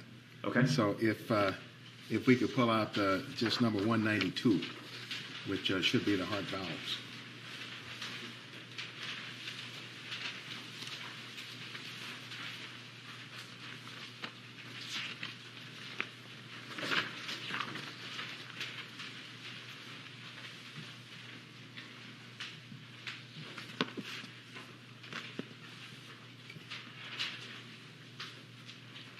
So, Dr. Baker, would you tell us what we see in Exhibit 192? Yes, Exhibit 192 is cross-sections of what I would describe as the worst or the narrowest lesions that I found in Mr. Floyd's coronary arteries. So above about the 3 mark on the ruler, you can see 3 pieces of coronary artery that are fairly close together. The uppermost one in your photograph is what we would call the proximal left anterior descending coronary artery. So that means that's pretty close to the aorta, that's close to the origin of the artery. And in most adults, the left anterior descending is the largest of the 3 coronary arteries. So in this picture, you can see that Mr. Floyd's left anterior descending artery is quite narrowed. I would put that at 75% narrowing. The cut that you see right below that, which is the middle of the 3, that's another section through Mr. Floyd's left anterior descending coronary artery. So you can see that that area of very tight narrowing is still there. Again, I would put that at about 75%. And then the third one you see in that series of 3, the one closest to the ruler, is the first branch off of his left anterior descending coronary artery. That's called the first diagonal branch. That can be a big one in some people. It was pretty good sized in Mr. Floyd's case, but that one is also quite narrowed, as you can see in the photograph. And I should probably back up and explain that when I say narrowed, I mean the yellow plaque that you see eccentrically lining those coronary arteries like a partially clogged plumbing pipe. That's the cholesterol, that's the fibrous tissue, that's the scar that you don't want in your coronary arteries. That's why your doctor checks your cholesterol and asks you not to smoke and tells you to watch your weight and your blood pressure. This is what he or she is trying to prevent, is that plaque buildup. That's the yellow discoloration you see in these arteries. They should be wide open. You should be seeing through a round hole in each of those, but they're pretty severely narrowed. So getting back to the description of the photograph, the 4th cross-section you see, which is more closer to the 1 on the scale, that's Mr. Floyd's right coronary artery. In most adults, that would be the 2nd largest of the 3 coronaries. You can see that one is also significantly narrowed by atherosclerotic plaque as well. So, Dr. Baker, are you kind of familiar with the concept of acute changes in plaque buildup? Yes. Would you tell the jurors what that means? So there are times at autopsy when we can tell that a plaque has suddenly changed because it has fractured. These plaques can actually be kind of hard. That's why this is known as hardening of the coronary arteries. Sometimes these plaques will fracture and you can see clot or fibrin, which is protein from the blood, suddenly filling that plaque. And so the plaque went from being smaller than it used to be to being bigger than it used to be very, very quickly.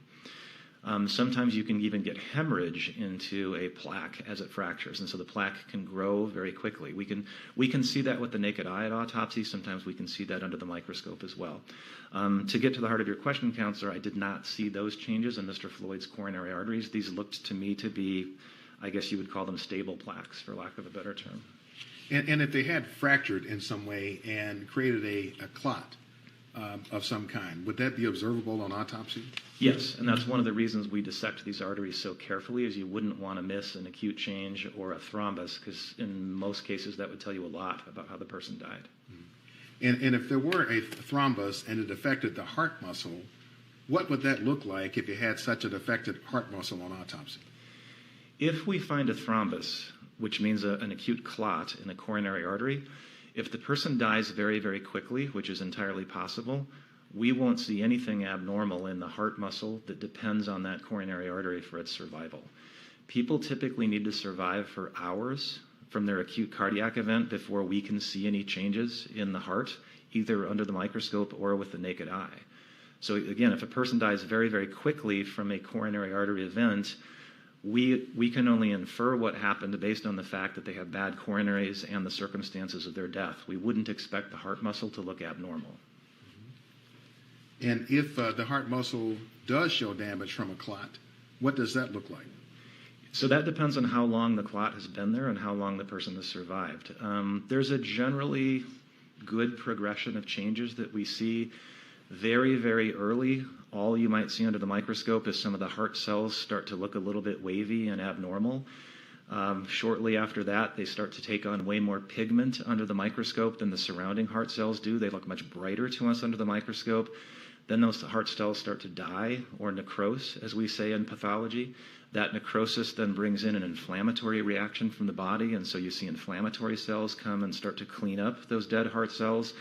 And then eventually the body will bring in what we call granulation tissue, which is new blood vessels and early scar tissue.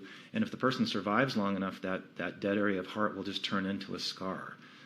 Dead heart cells, unfortunately, don't grow back. And so once they die, depending on how long the person survives, we'll see anything from those very early changes all the way out to a scar. But with respect to Mr. Floyd, you didn't see any damage to the heart muscle. That's correct. Let's talk about the brain. Did you note any injury or damage to his brain tissues? I did not. I did not notice any acute injury to his brain in the sense of physical trauma, nor did I note any injury to his brain in the sense of it being deprived of blood or oxygen. Did you note anything regarding Mr. Floyd's lungs?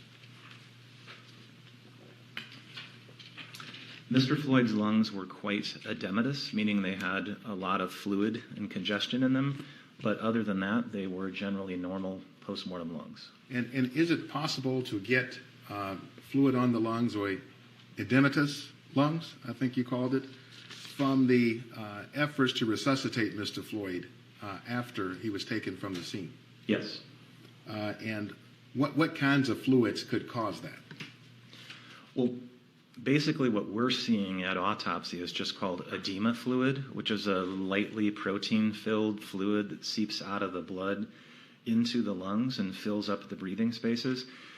We see that in people who have had protracted CPR, who've been given lots of fluid. As their heart's not working very well, perhaps not at all during the CPR, they're still getting a lot of fluid put in them in the emergency room. And so we can see that pulmonary edema from that. There's other circumstances in which we see pulmonary edema as well. It's a fairly non-specific finding. And so in this instance, with respect to Mr. Floyd, you didn't need to take the time to try to understand what was the source of his pulmonary edema? I don't know that I could pinpoint the source with any accuracy. Again, given that he got CPR, there's multiple potential explanations for his pulmonary edema. What about the prospect of what's called a pulmonary embolism? What is a pulmonary embolism? A pulmonary embolism is when you have a clot form in another part of your body. Most commonly, it's in the lower legs or the pelvis, although it can form in other places. And that clot breaks off, and it goes straight to the lungs because that's where your heart pumps all the blood as it returns from your body. A massive pulmonary embolism can be almost instantaneously fatal. And by massive, I mean it blocks the artery coming off the top of the heart that goes to the lungs. Smaller pulmonary emboli can go out into smaller branches of the lungs. Sometimes they're completely asymptomatic. Sometimes they're symptomatic. Sometimes they can be life-threatening if the person has underlying conditions. We do always look for pulmonary emboli as part of a forensic autopsy. Did you see any pulmonary emboli in the case of Mr. George Floyd? No, he did not have any pulmonary emboli. Dr. Baker, let's talk about the toxicology. Did you seek what's called a toxicology screen in this case? Yes. Would you tell the jury what is a toxicology screen? So we actually use the term expanded panel simply because the laboratory that we use, that's the terminology.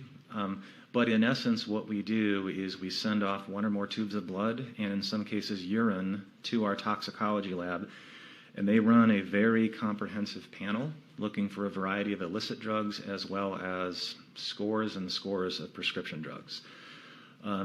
I expect that you've probably already heard from a toxicologist, so I won't go into the laboratory part of it because that's not my area of expertise.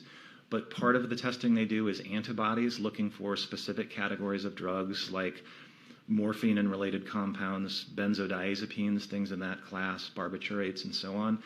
And then the lab can do a variety of other techniques that are often go under names like gas chromatography, liquid chromatography, mass spectrometry, things like that. And they have the potential to detect hundreds of different medications that way. That's what we call the expanded panel with the lab that we work with, and that's typically what we ask for on most forensic autopsies. And is the lab you work with NMS? Correct. How long have you worked with NMS labs? It's been about 13 or 14 months now. So for the past 13 or 14 months, would that be the only lab that you would be sending out toxicology panels or screens to from the Hennepin County Medical Examiner's Office? Yes, all of our postmortem toxicology is done by NMS. Are you familiar with the toxicologist named Dr. Eisenschmidt? Yes, I know Dan.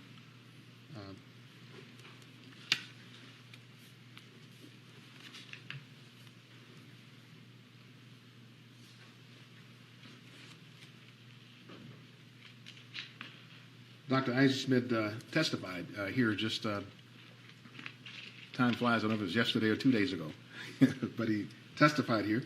Do you have a good opinion of him as a toxicologist? He has been great to work with so far. We Objection is sustained. Well, you know Dr. Eisenschmidt. I do. Did you examine the contents of Mr. Floyd's stomach as part of your autopsy? I did. What did you note regarding the contents? Counselor, can I refer to my report so that I don't? Yes, if it helps refresh your recollection.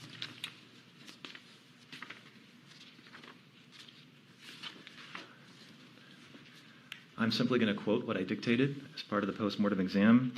The stomach contains approximately 450 milliliters of dark brown fluid with innumerable soft fragments of gray-white food particulate matter resembling bread. Did you note anything resembling either a pill or pill fragments in the stomach contents? I did not. Did you do any testing of the contents of Mr. Floyd's stomach as a part of the toxicology assessment for Mr. Floyd? So I wouldn't do any testing of that. It is possible that we could send it to a lab like NMS for testing, but I did not request that. So were you aware of whether or not Mr. Floyd had tested positive for COVID? Yes, I was aware of that. Not at the time I did the autopsy, but I became aware of that later. Was that significant to you in any way? That he had tested positive for COVID? Yes, sir.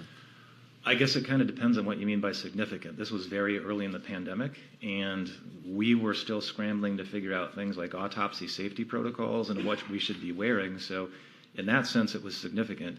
In Mr. Floyd's specific case, the fact that he had been COVID positive 7 or 8 weeks before he passed away did not factor into my cause of death determination because I didn't see any signs of COVID at his autopsy, and his lungs did not have any of the stigmata of COVID that I would expect to see under the microscope. So was he clinically symptomatic from your point of view? I can't assess that because I didn't know Mr. Floyd when he was alive. To the best of my knowledge, he was generally healthy on May 25th before the events of that evening. I'm unaware that he was suffering from any acute COVID symptoms at that time. You also noted that Mr. Floyd had sickle cell trait. What can you tell us about that? Sickle cell trait is carried by about 8% of Americans of African heritage. What it means is that one of the genes that codes for the beta chain of hemoglobin has an abnormal substitution in it. If you just have sickle cell trait, chances are you will go through life and never have any symptoms from it because you make plenty of normal hemoglobin. That's very different than sickle cell disease, which means that both of the genes have that gene substitution, and then you have sickle cell disease. People with sickle cell disease can get very severe anemia. They can have sickle cell crises. They're subject to a variety of infections and other complications. But Mr. Floyd didn't have that. He just had the one gene for sickle cell trait. I wouldn't even have known that, except that it happens that people who have sickle cell trait, when you take a biopsy of one of their tissues and put it in formaldehyde, which is what pathologists do with all tissue, the formaldehyde can cause cells to sickle as a postmortem artifact. And so when I saw that on Mr. Floyd's slides, I immediately called the hospital lab and I said, do you have a peripheral blood smear for Mr. Floyd? And it turned out they had made a blood smear during his CPR. And so I had a pathologist who specializes in blood disorders look at the slide and confirm there was no evidence that Mr. Floyd was sickling on his peripheral smear during life. I did also have our lab then run a sickle cell quantitation, which means they actually quantify the abnormal hemoglobin in the blood. And sure enough, that came back with the exact number that would be consistent with Mr. Floyd having sickle cell trait. So it's really just a fluke that it got picked up at autopsy. In my opinion, it doesn't have anything to do with why he died. All right. What about paraganglioma? a kind of tumor. I'll just ask you about the paraganglioma as to whether you found or concluded that it had anything to do with Mr. Floyd's death. So the short answer is I don't feel Mr. Floyd's paraganglioma had anything to do with his death. What we're talking about is an incidental tumor that I happened to find in his pelvis during the autopsy. I did look at it under the microscope. The most likely diagnosis is a paraganglioma, but I have no reason to believe that had anything to do with Mr. Floyd's death. Okay.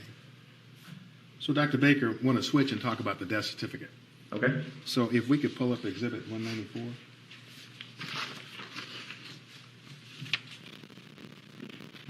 First, I'd like to talk to you about the press release report. Okay. And ask you first, Dr. Baker, if you would just identify what this is for the record.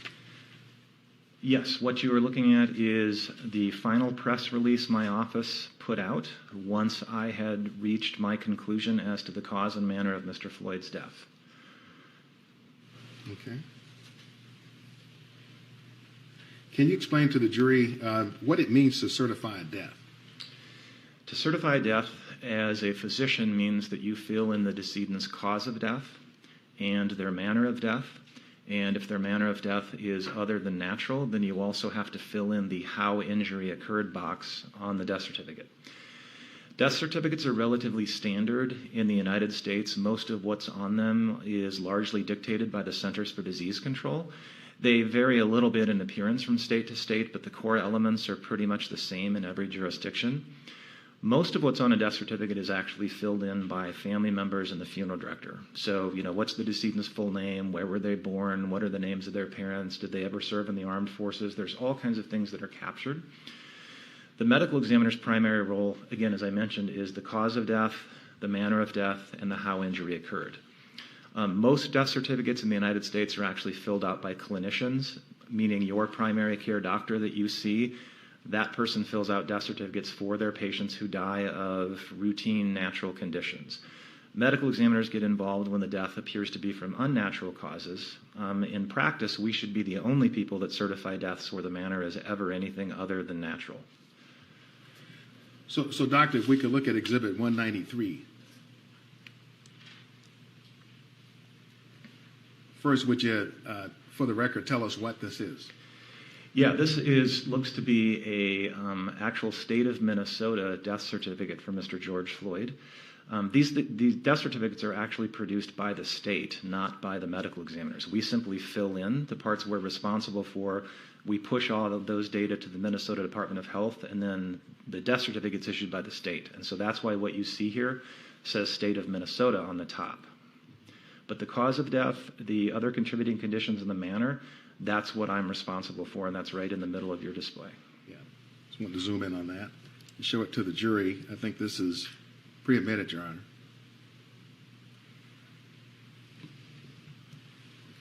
So if we look at the cause of death, immediate, underlying, other contributing conditions, this would be the section that you fill out then.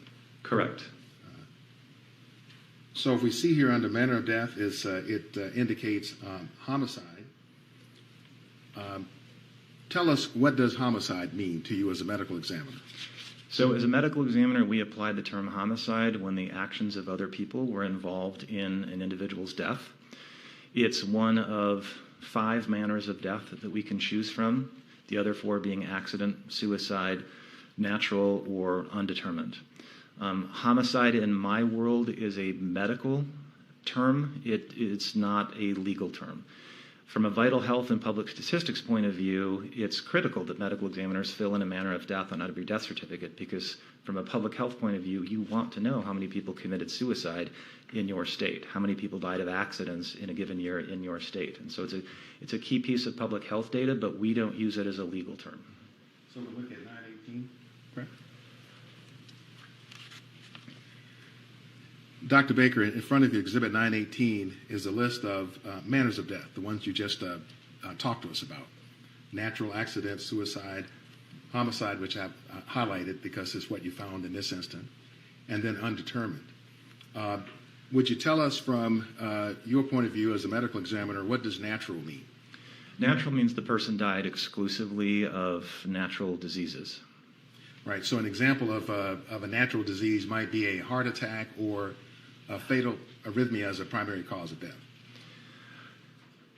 Those are actually pretty vague terms. We're much more specific. So to your point, Counselor, arteriosclerotic heart disease causing a heart attack would be a natural cause of death. A ruptured brain aneurysm from long-standing untreated high blood pressure would be a natural cause of death. Metastatic lung cancer would be a natural cause of death. There's almost an infinite number of potential natural causes of death.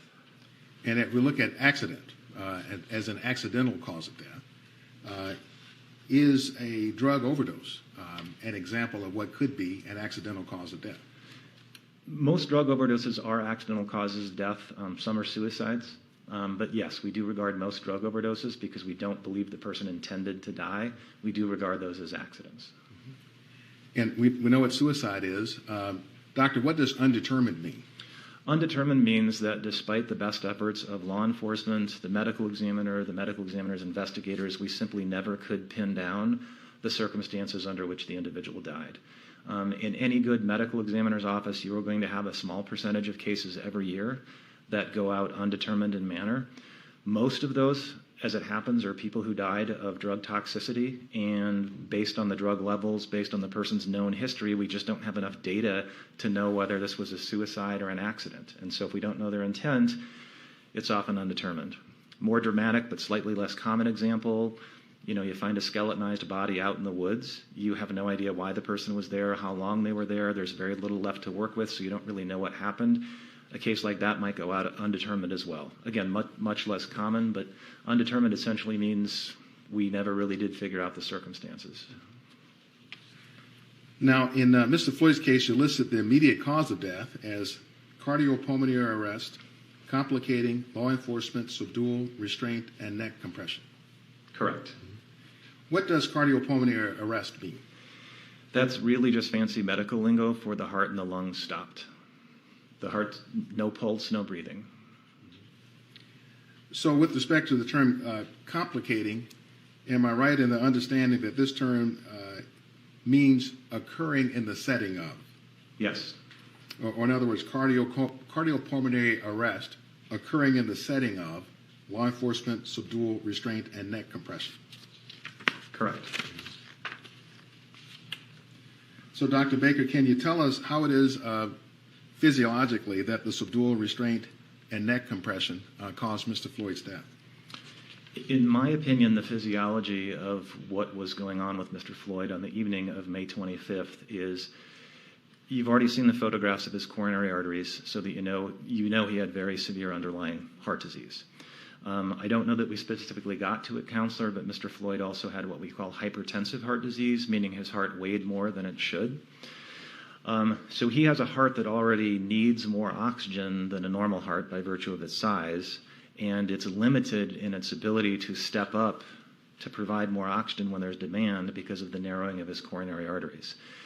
Now, in the context of an altercation with other people that involves things like physical restraint, that involves things like being held to the ground, that involves things like the pain that you would incur from having your cheek up against the asphalt, an abrasion on your shoulder, those events are going to cause stress hormones to pour out into your body, specifically things like adrenaline. And what that adrenaline is going to do is it's going to ask your heart to beat faster.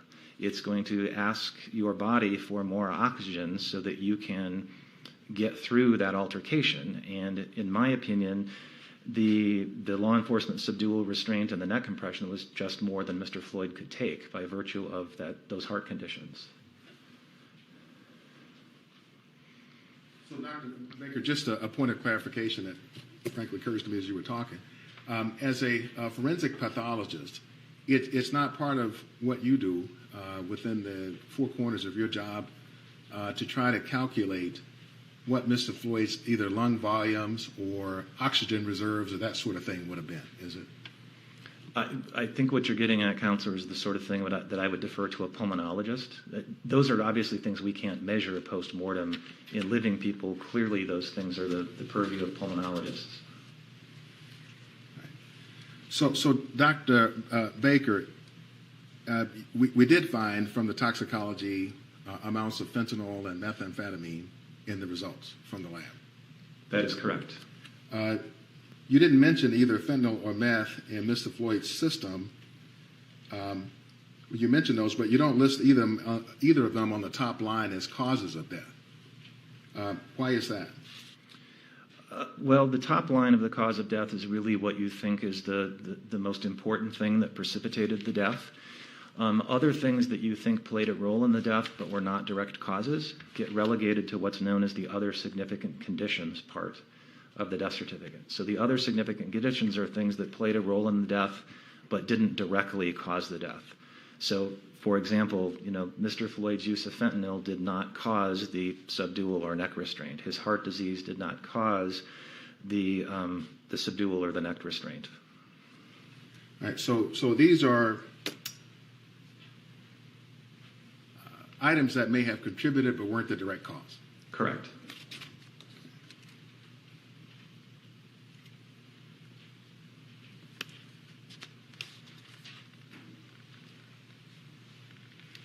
No further questions, Dr. Bates. Mr. Nelson. Sure.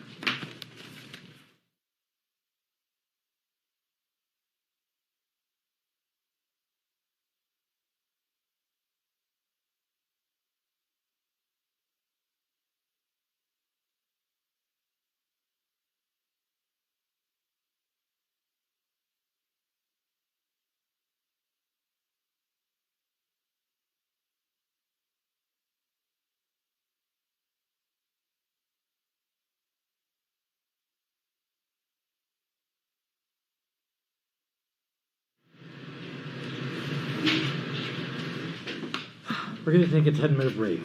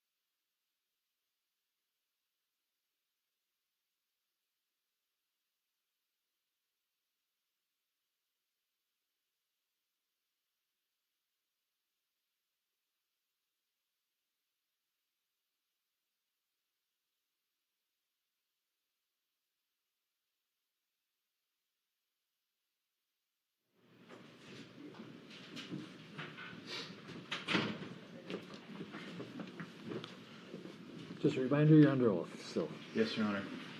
Mr. Nelson. Good afternoon, Dr. Baker. Good afternoon, Mr. Nelson. If I may have just a moment, Your Honor, to...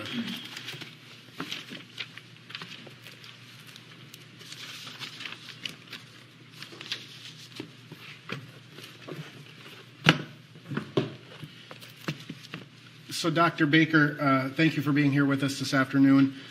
Just some follow-up questions I kind of want to break up into two different sections. One about the autopsy and then some other questions about events after autopsy, okay? Okay. All right. So you understand, Dr. Baker, that you've testified in many cases in Hennepin County before? Yes, I have. Dakota, Scott County as well? Not nearly as much, but yes. And you understand that as a part of the process of exchanging information, the defense receives copies of everything, your reports, meeting notes, prior statements you've given, things of that nature, Yes. right? Okay. And have you had opportunities to review all of that information prior to your testimony today? To the best of my knowledge, yes. Okay. And ultimately what you testified is in a death investigation, it's much more than just simply an autopsy, agreed? Correct.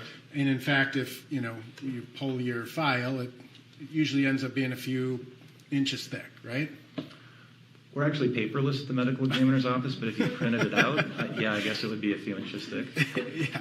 Well, that's what I did, and that's what it is. I guess I got to get with the times. But ultimately, that file contains your autopsy report, correct? Correct. Death certificate, the paperwork that you fill out for the state of Minnesota?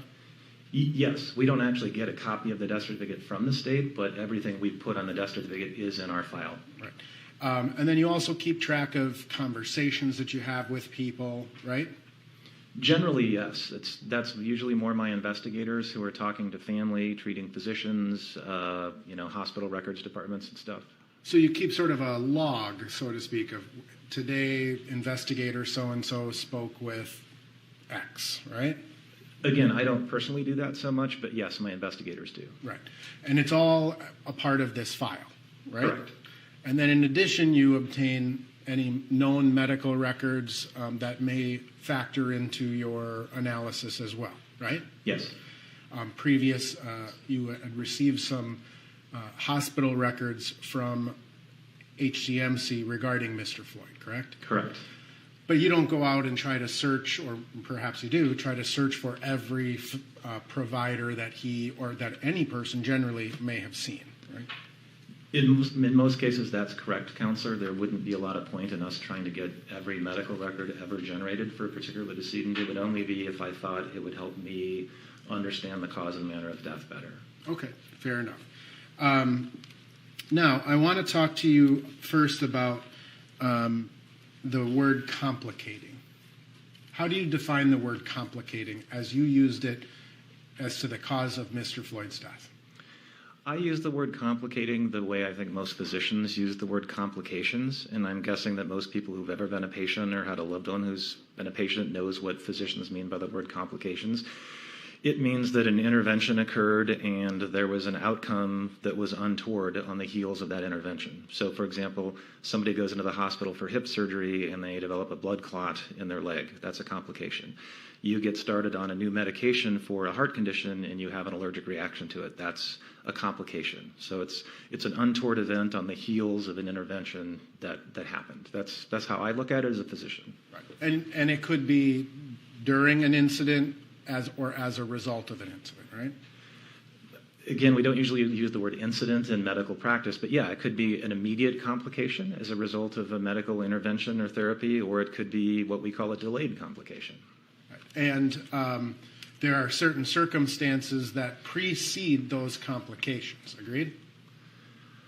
That's a little vague, Counselor. I wonder if you could... Well, I mean, in any death investigation, you're trying to determine the cause and manner of death, right? Correct. And in this particular case, you obviously took into consideration the police restraint, right? Correct. But you also took into consideration the heart disease, correct? Yes. as well as the toxicology results. Agreed? Yes. And you factored those in your cause. There's the cause and manner of death, and then there's the second thing that you left blank, right? And then there's the contributing causes or contributing factors. Yes. The term of art is other significant conditions is what you're getting at, Counselor. Yeah. And that's simply just something you have to do for the CDC, or did you take those into consideration as contributing to Mr. Floyd's cause of death? So when you put those on a death certificate as a physician, what you're saying is, I think these played some role in this death. They had a contributing condition. I'm unaware of how the CDC would mandate what goes on there. Presumably, the goal is you put things on there that you believe are relevant. You don't list trivial stuff on there that didn't play a role. And so if something was significant enough, you put it on, but if it's insignificant and didn't contribute, you leave it off.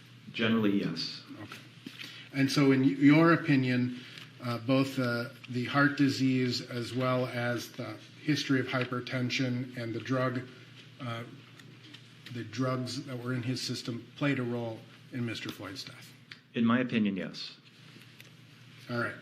Now, again, in terms of your autopsy report, you don't generally note negative findings, right? If something is normal, you may just say it's normal, but you're not going to take special note to say the heart is completely, perfectly normal. That's a really long question, Counselor, but I think I can give you a reasonable answer to that. For most normal organs, we have a boilerplate description for what that organ is. So if a spleen is normal, I'm going to give a normal description of the spleen with the weight of that spleen. The same for a liver. Depending on the nature of a particular case, there are, I used this term earlier, pertinent negatives, things that you think might be on the body based on the circumstances, so you specifically seek those things out, and if they're not there, you document them because the fact that they're not present really means something. So I don't know if that answered your question. There's some things that are normal, that they're almost always normal, and we go on to the next step of the autopsy. There's some things that, depending on the complexity of the case, the fact that it's not there, you're going to dwell on that. You're going to do a special dissection. You're going to take a picture, whatever you need to do to document that you specifically looked for something and it wasn't there. Okay, and so in that regard, if you note something, whether it's odd or irregular, or it's the negative, right? You take special precaution to note those things in your autopsy. Ideally, yes. You not only do you document that in your narrative report, but you take a picture of things that are there and you document things that aren't there that people might have expected to be there. Okay. And it's interesting to me that you made a conscious decision not to watch any videos before you performed the autopsy, correct? Correct. And that was to prevent bias, you described? In general, yes. I don't want to go into an autopsy with a preconceived notion that I already know what happened, because that might tempt you to skip certain steps or not do certain things that could turn out to be relevant. So, and just full disclosure, counsel, to fully answer the question, I did see the video that the entire world saw later that day after Mr. Floyd's autopsy. I did not release his body until the following morning. So had I seen something on the video that triggered yet another thought in my mind, I still had the chance to act on it. I did not want that to be in my mind when I physically performed his autopsy on the morning of the 26th. Understood. But you had received some briefing from law enforcement or from somebody to say, here's generally what we know about what happened. It was pretty high level, but yes, I got a phone call from the BCA that a man had gone unresponsive in police custody while he was being restrained. He had died at Hennepin County Medical Center, and that was largely what I knew going into the autopsy. I believe I was aware that there had been pressure applied to his neck, but beyond that, that's pretty much what I knew going into the autopsy. So you took special, because you had learned that there was potential pressure to the neck, you took special steps to look at the neck area, shoulders, etc., right? Yes. And because of that, you did this unique incision or this specific incision to lift the skin off to look under the surface, so to speak. That's correct. All right, and we'll come back to that in a second. You did note, I want to focus on the heart for a little bit. You noted that the heart was dilated. Yes. What causes that? So dilated is just fancy medical lingo for has gotten a little bit bigger than it used to be. Like when you blow up a balloon, it dilates, for lack of a better lay description. Mr. Floyd's heart was, if I can refer to my report, Counselor. Refresh your recollection? It would.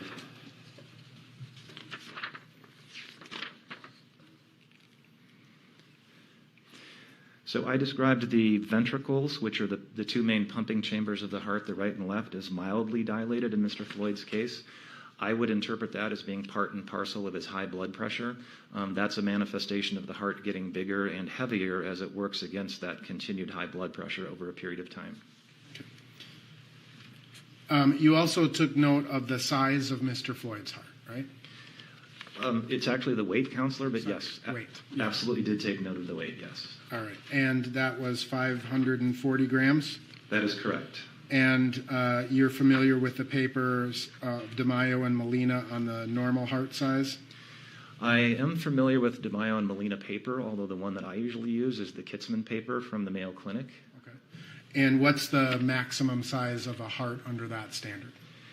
So the Kitzman paper normalizes heart weights as a function of your body length and your body weight. Because if you think about it, a very large person is going to have a larger heart than a very small person. So we don't want to penalize people for being too big or too small. That's why you normalize their heart weight. So in Mr. Floyd's case, the upper limit of normal for his body length, according to the reference that I use, is 510 grams. The upper limit of normal for his body weight would be 521 grams. Again, he was 540 grams, and so he is outside the upper limit of normal. That means on the bell-shaped distribution of heart weights for a man his size, he's way out on one of the tail ends, the heavy end. Okay. And all of these various standards in terms of the weight of a heart, they're peer-reviewed? As far as I know, yes. The reference I use is from the Mayo Clinic proceedings, which I'm going to assume is peer-reviewed. Right. And as would be, say, DeMaio and Molina's or the Northwestern studies or any of these other studies? I'm not familiar with the other studies you're referencing, Counselor. The DeMaio and Molina paper, I believe, was published in the American Journal of Forensic Medicine and Pathology, which I know to be peer-reviewed. Okay. And you would agree that the larger the heart is, the more blood it needs to provide adequate oxygenation. Agreed? As a general rule, I would say that is true, yes. What types of things cause a person's heart to be bigger than normal?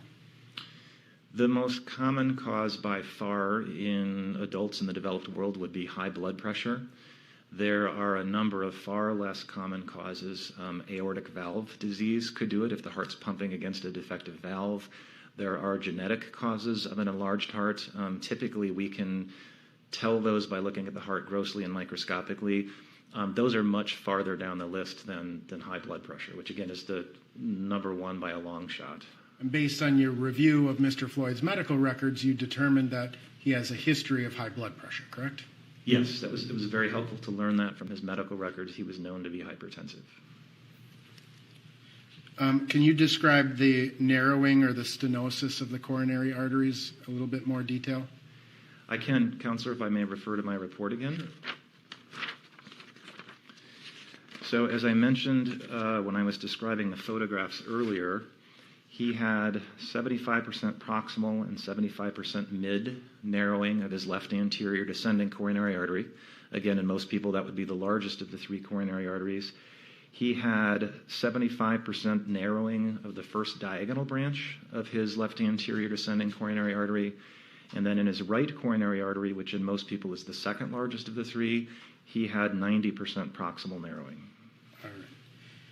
And what do forensic pathologists generally consider to be enough narrowing of the arteries to cause a sudden death? We usually look to 75% greater as capable of causing sudden death. And are you familiar with myocyte necrosis? Yes. And do you have to have myocyte necrosis to cause a sudden death? No, you do not. In an arrhythmia, there would be no necrosis, correct? So an arrhythmia is an electrical phenomenon, not an anatomic one, and so I really can never diagnose an arrhythmia post-mortem. We just have to infer that from the circumstances and from the condition of the coronaries. And when we describe hypoxia of the heart, that's the reduction of oxygen to the heart, correct? Correct. And can you,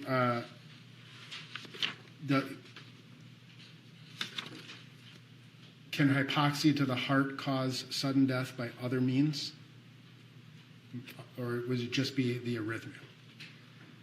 Well, there's many ways that a lack of oxygen to the heart could cause death. One could be a sudden dysrhythmia, where the person's heart goes from a normal beat to a non-perfusing beat, and the person would literally just collapse right in front of you. Depending on the nature of the coronary artery disease, a person could have a thrombus. They could present to the emergency room with crushing chest pain and sweating and difficulty breathing.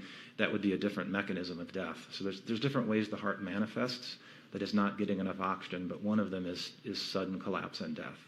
And sometimes people can survive that for a longer period of time. Survive. The thrombus you just described? I mean, Correct. I mean, I don't know the numbers, but obviously people can and do survive thrombi in their coronary arteries. That's why we have clot-busting drugs and cardiologists on call for emergency rooms for urgent catheterizations and stuff like that. Gotcha. Now, can you generally describe the conduction system of the heart? Only in the broadest terms, because I'm not an expert in the conduction system of the heart. I have other people I rely on for that, but it's basically the electrical system of the heart. There's a part of your heart called the sinoatrial node, and that's like the little watch in your heart that starts every heartbeat. You would be able to see what it's doing on an EKG if you were looking at an electrical tracing in a living person. That's then conducted to another node that's known as the AV node, the atrioventricular node, and then the electrical impulses go out from that to the ventricles that cause them to beat. You can actually see the conduction system under the microscope if you take it out and look for it. And there's on very rare occasions we do that. It wouldn't have been necessary in Mr. Floyd's case, but that's basically what the conduction system does. If the conduction system is impaired, what happens? I'd have to defer to a cardiologist on that because there's so many different ways it can be impaired. Sometimes it's completely benign. Sometimes a person might need a pacemaker or even a defibrillator. It totally depends on the nature of the derangement.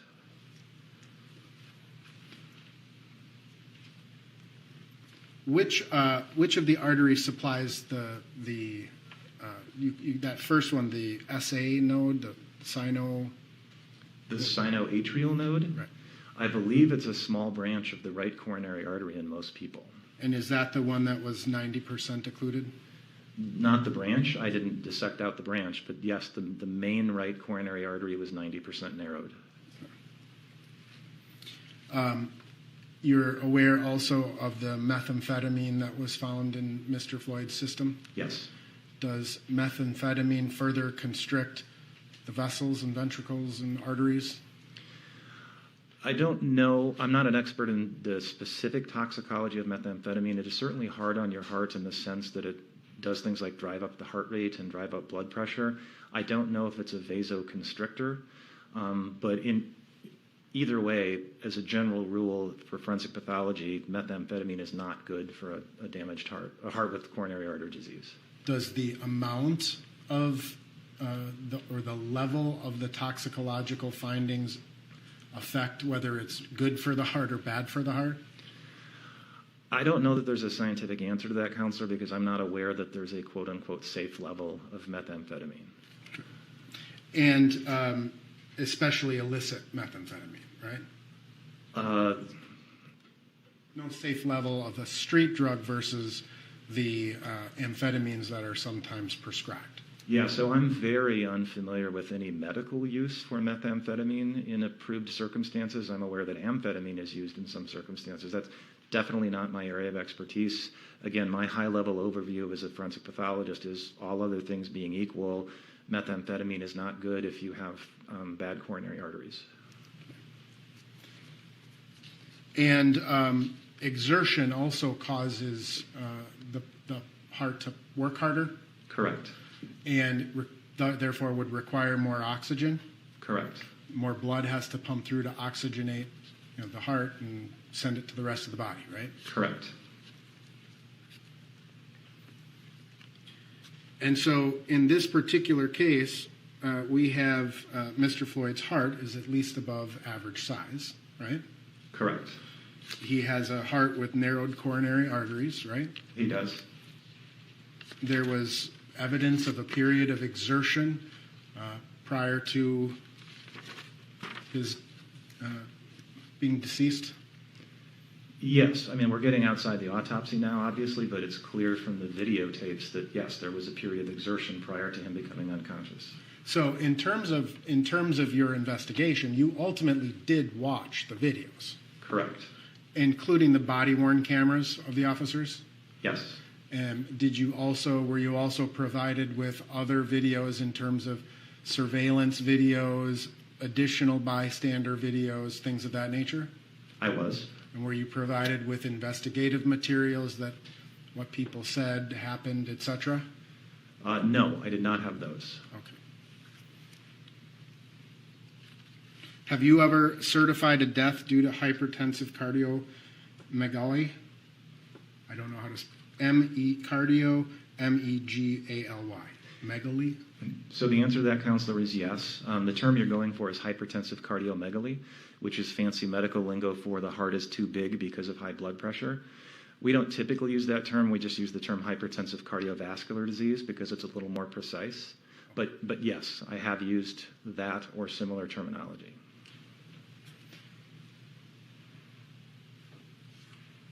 Have you ever certified a death due to atherosclerotic cardiovascular disease? Yes. And similar narrowings of the arteries compared to Mr. Floyd? Yes.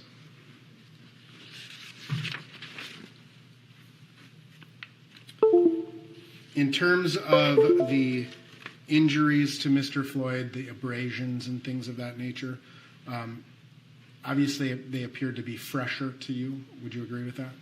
They do appear to be fresh, but I want to be very careful in my answer. There's not any literature that allows you to date those kinds of injuries with any precision. Presumably there's contextual data that would allow us to know that Mr. Floyd didn't have those abrasions, an hour before he died or whatever. If you just showed me those abrasions blindly, could I tell you how old they are as a pathologist? And the answer is no, not with any precision. Right. And in terms of the abrasions that we looked at on Mr. Floyd's body, they could have been from the period of time he was restrained on the ground, agreed? Correct. They could have also been consistent with the period of time where he was taken to the ground or brought to the ground, right? Well, that would be true as long as there's something in his environment that would explain those abrasions. I mean, some of those would take a fairly rough surface to produce. A smooth surface you wouldn't really expect that to cause those. Understood, but if you were in the midst of a struggle with police officers and the police officers brought Mr. Floyd to the ground, the moment of impact with the ground could have resulted in some of those abrasions. Objection, Your Honor. It's beyond the scope and calling for speculation. Overruled. Would you mind repeating the question, Counselor? Sure. Some of the abrasions that we looked at, it would also be likewise consistent with Mr. Floyd being taken out of a police car and put onto the ground. Same objection beyond the scope of the autopsy. Overruled. Yes, depending on how he made contact with the ground, if the direction of motion is correct and there's enough abrasive force, yes, that contact could explain those abrasions. Okay.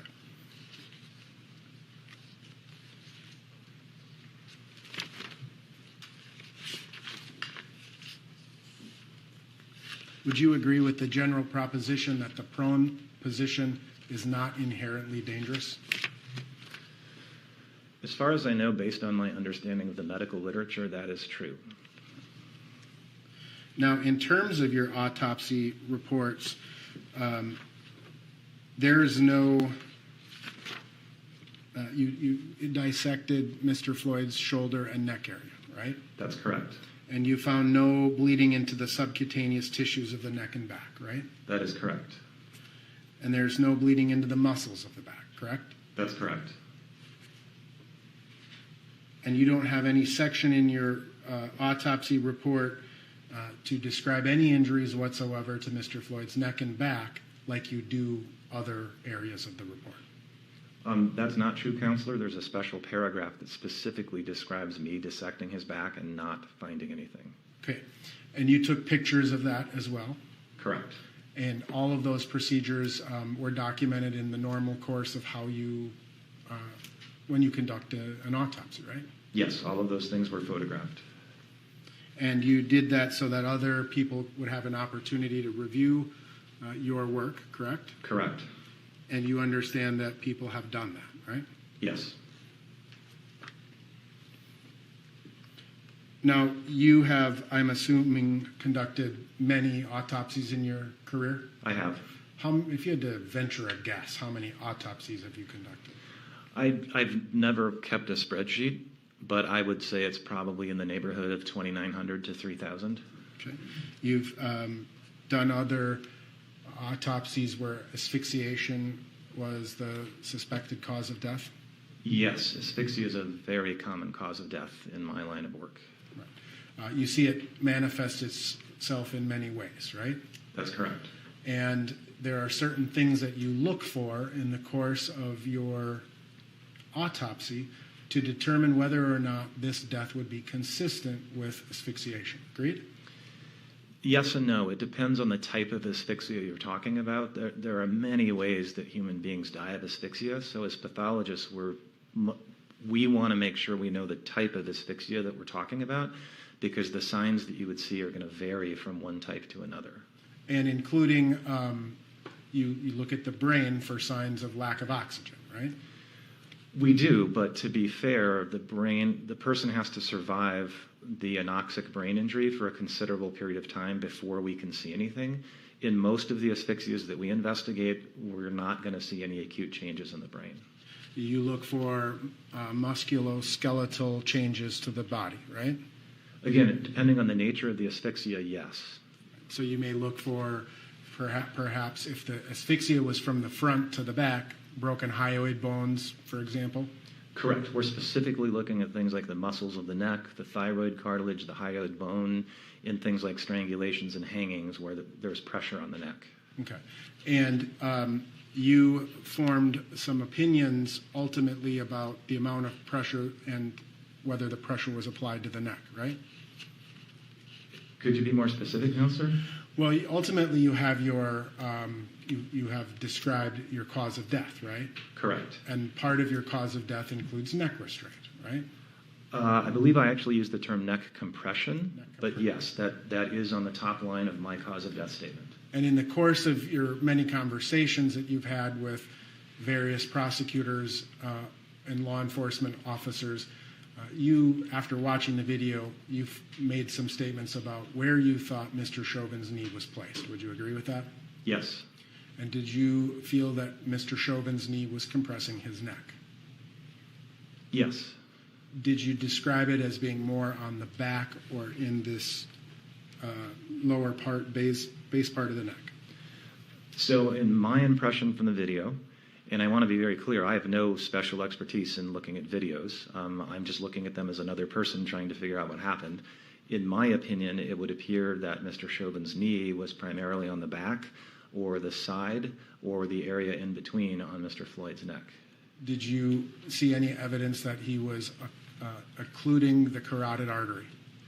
It did not appear to me on the video that his knee would have been able to occlude the carotid artery. Even if it were, normal people have two carotid arteries, and the unoccluded carotid artery would continue to supply blood to the brain.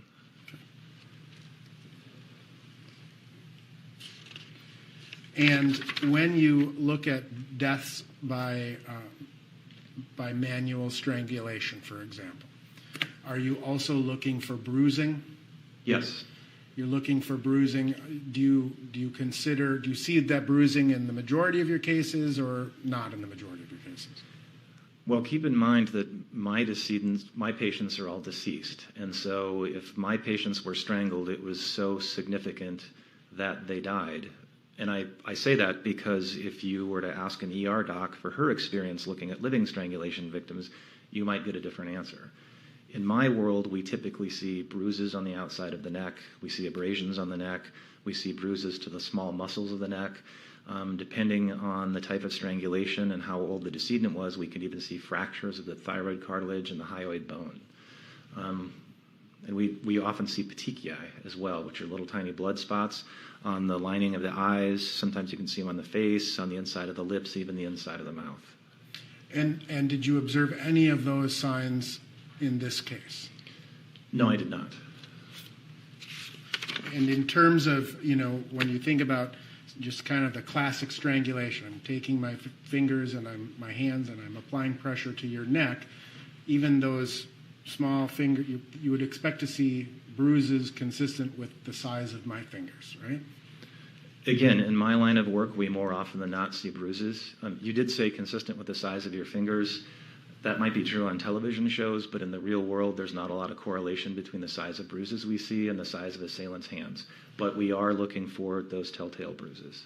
All right. And in terms of, in this particular case, the knee, the placement of the knee being a pretty bony, hard, round object, right?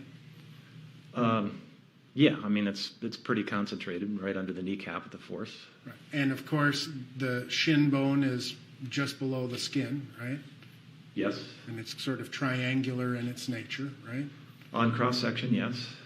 And so if a substantial amount of force was being used by the knee or the shin bone on the neck or back area in your line of work, and if that force was sufficient to asphyxiate him, would you expect to see bruising?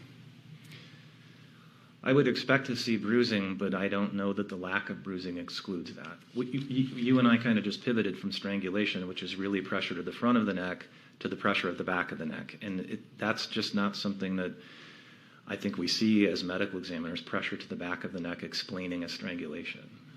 Or an asphyxiation. Correct. So is there any objective medical finding in your autopsy that shows a sufficient or significant amount of pressure to the back?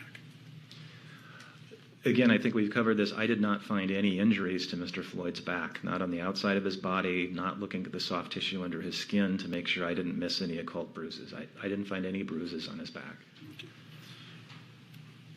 Did you find any hypoxic changes to Mr. Floyd's brain? I did not, but again, a person has to survive for many hours before we would be able to see those as pathologists. You're generally familiar with a hypoxic death and how that occurs? Again, Counselor, it really depends on the nature of the asphyxia. Keeping in mind, in my world, asphyxia is hangings, it's strangulations, it's carbon monoxide poisoning, it's drownings. There's all different ways people can be asphyxiated. It really depends on which mechanism you're talking about. Well, generally, regardless of the mechanism, would you generally see symptoms consistent with hypoxia? Would a person exhibit certain symptoms? So symptoms is a little outside my bailiwick because we're talking about living people, and I don't treat living people who are suffering from hypoxia of any cause.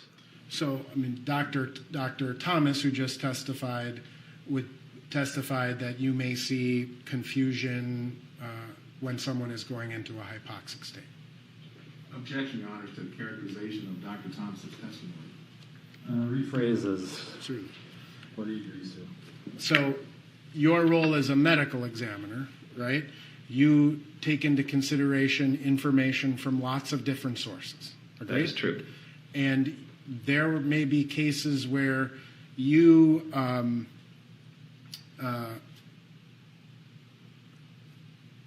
just don't know what's going on, right? You can't figure something out.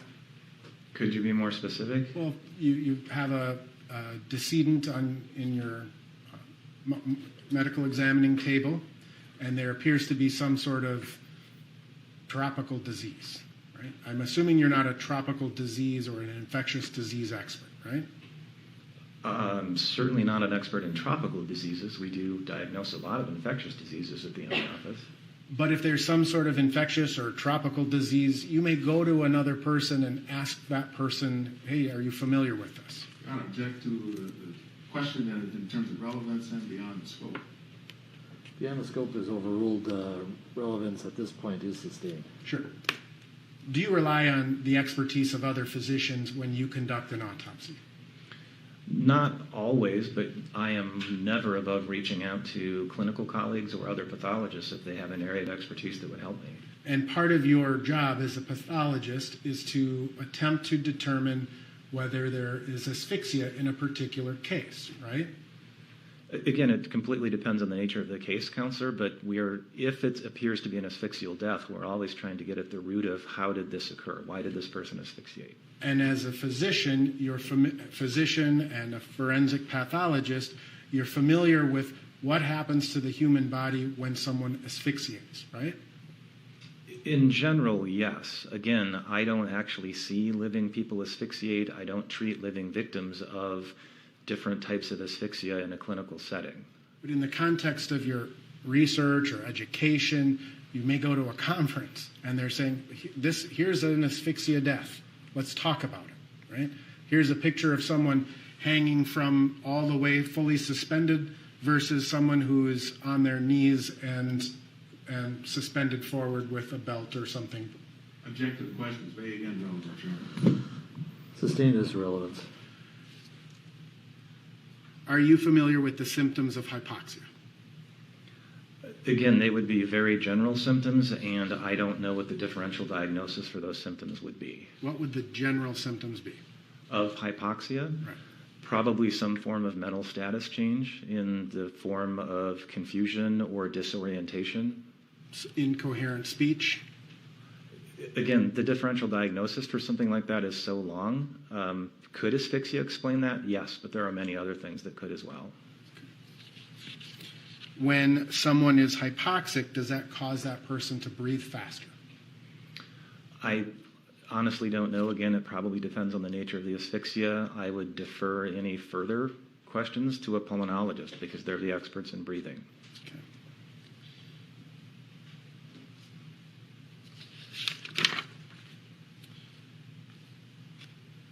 Would you, based on your understanding, you reviewed the toxicology of Mr. Floyd, right? Yes. You'd agree that fentanyl is a respiratory depressant? That's my understanding, yes. That it slows breathing, resulting in lower oxygen levels? It can, yes. And similarly increasing the carbon dioxide, correct? What it would do to carbon dioxide would be outside the scope of my expertise. I would defer that to a pulmonologist or maybe a toxicologist. Methamphetamine is a stimulant, correct? Correct. Meaning, again, it causes the heart to beat faster. Correct. Causes the heart to work harder. Yes. Causes constriction of the arteries. I believe you already asked me that, counselor, and my answer was I don't recall if that's a specific mechanism of methamphetamine, but I would acknowledge that it increases your heart rate and the work of the heart. So, have you certified deaths by overdose? Hundreds of times a year. Have you certified deaths as an overdose where the level of fentanyl was similar to the level of fentanyl in Mr. Floyd?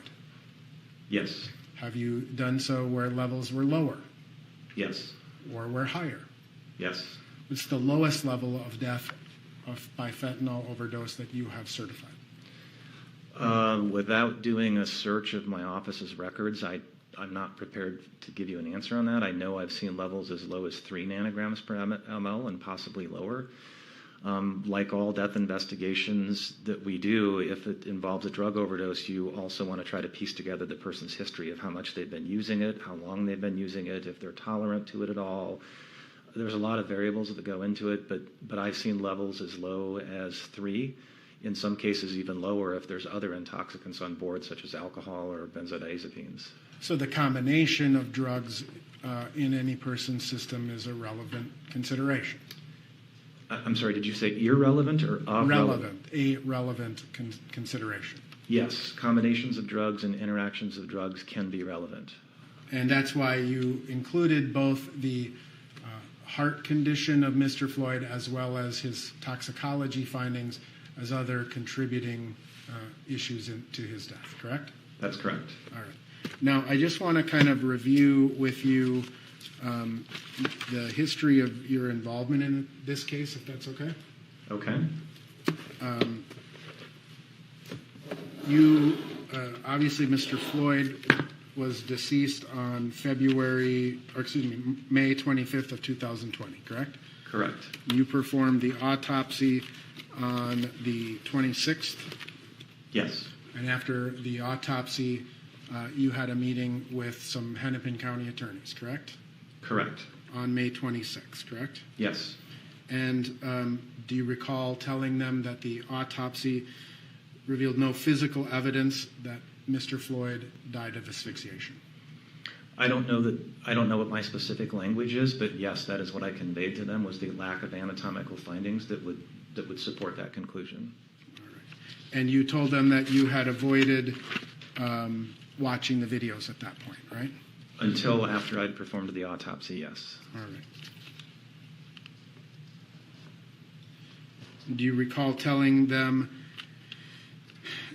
certain factors that you thought contributed to the death?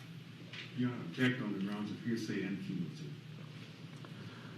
Members of the jury, you should consider any statements made outside of court as possible impeachment of the witness's testimony and not for what is actually being asserted. Mr. Nelson, you may ask that question. Thank you. Do you recall telling the Hennepin County Attorney's Office on May 26th, after you conducted your autopsy, what you thought the contributing factors were to his death? I don't recall the specifics of that conversation. As far as I know, the only narrative record of that conversation would be what they wrote down.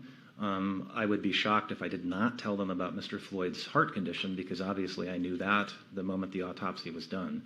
I couldn't have known the toxicology results the afternoon of the autopsy because I wouldn't have those back for several more days. So you found initially that his heart condition was pretty significant, right?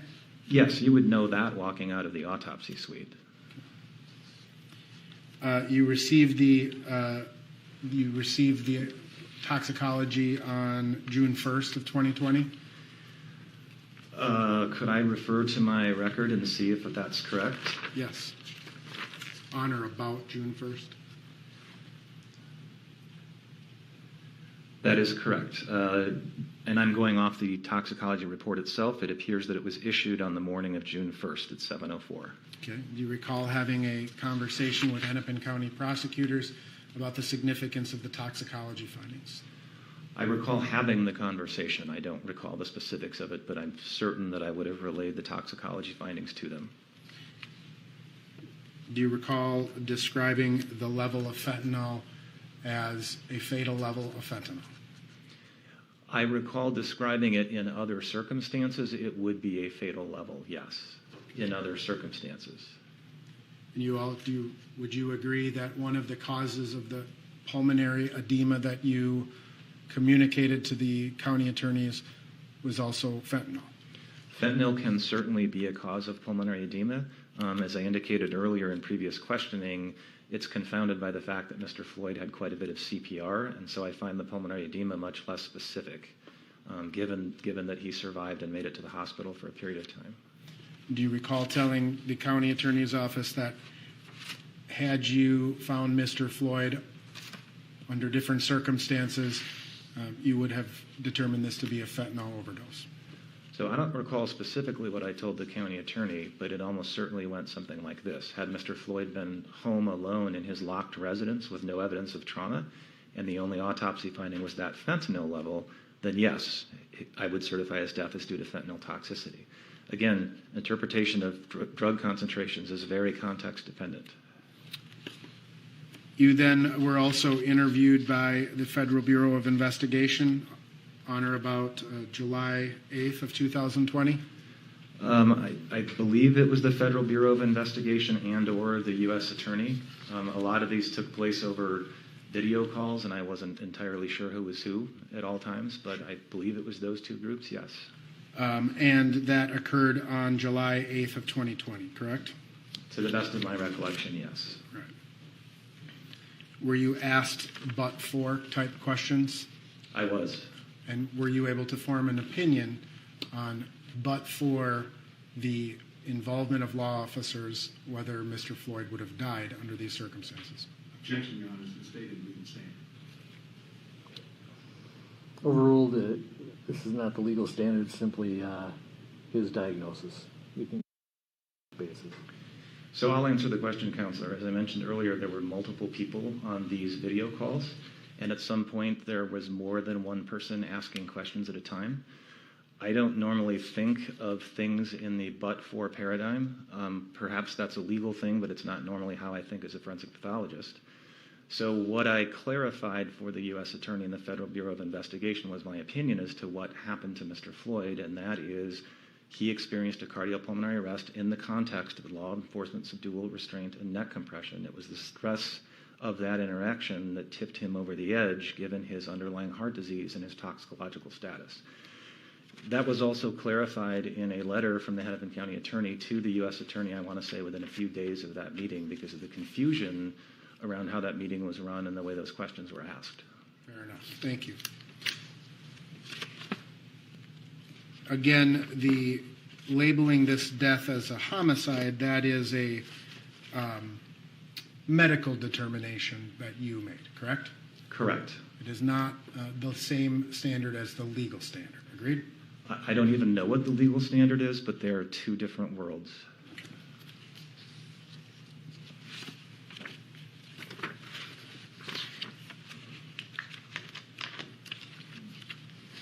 Now, in terms of your, again, involvement in this case, you have actually testified twice in connection with other proceedings, right? Yes. Regarding the death of Mr. Floyd, right? Yes. And the first of those testimonies occurred 20th of August, 2020? Yes. You understand that those were transcribed and under oath, correct? Correct. And you have had an opportunity to review those transcripts? I have. All right. The first time you testified in connection with the death of Mr. Floyd, at any point do you recall saying that I have to defer to some other specialty? I believe I said that multiple times. The first time you testified or the second time you testified? I recall it was much more frequent the second time. I don't recall how often it happened the first time, if at all.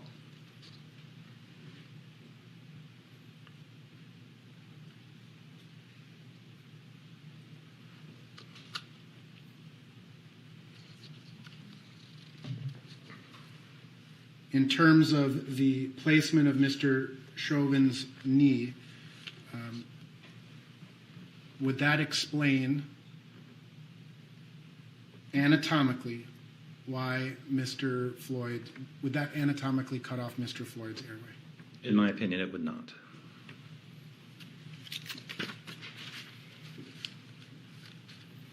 Did you testify extensively about the significance of the coronary arteries and the heart disease?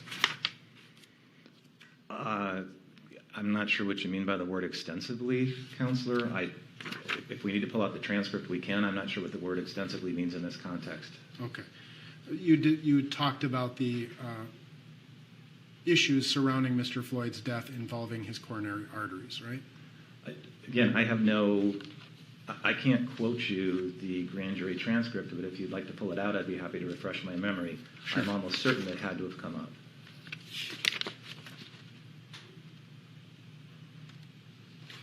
May I approach the witness, Your Honor? What purpose? To refresh his recollection as he requested. Let's lay the foundation for refreshing first.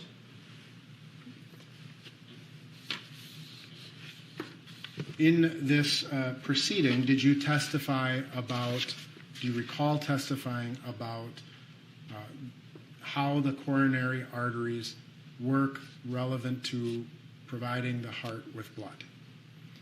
I'm almost certain that I would have. I can't imagine that I didn't, but I don't recall how extensively that took place without looking at the transcript again. Would looking at the transcript refresh your recollection about your testimony in that connection? In connection with it? May I approach?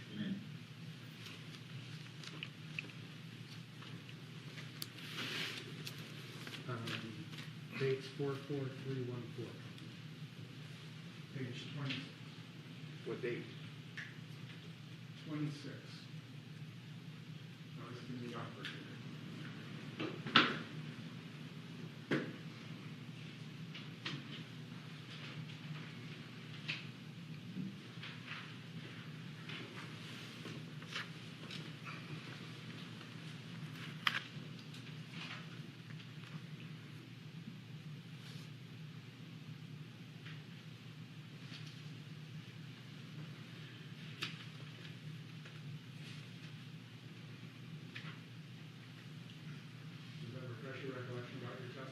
It does.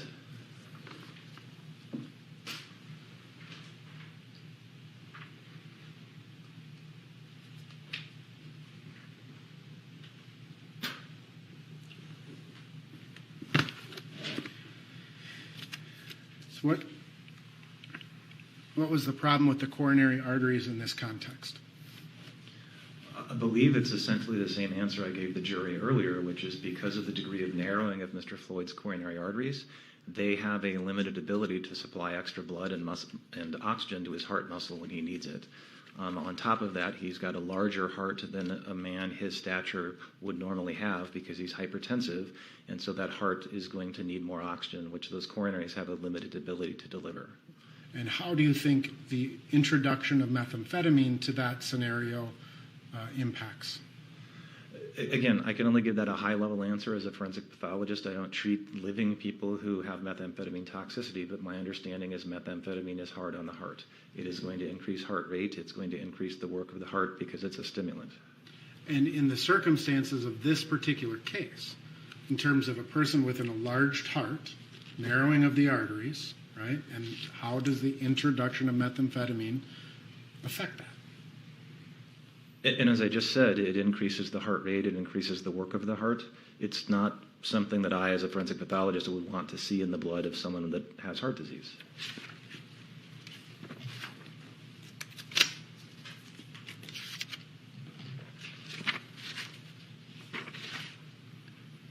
Did you describe it as a multifactorial process, the death of Mr. Floyd? That certainly sounds like something I would have said, yes. And then you testified a second time, correct? To the federal grand jury? Yes. Yes, I did. And that was in February of 2021? Yes.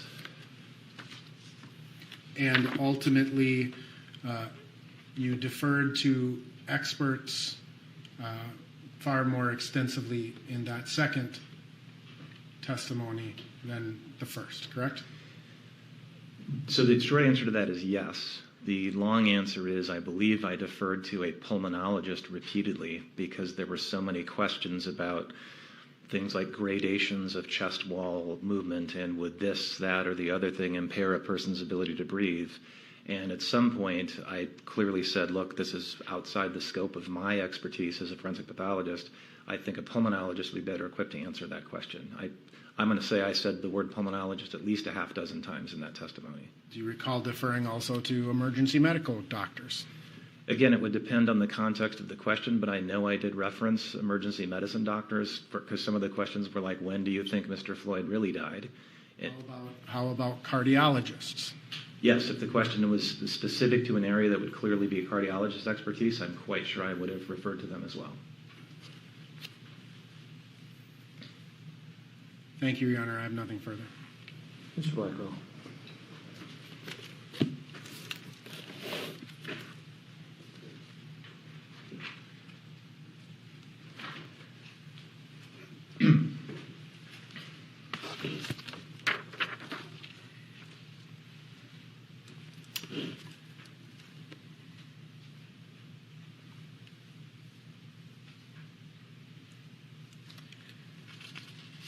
Dr. Baker, I'm going to be brief.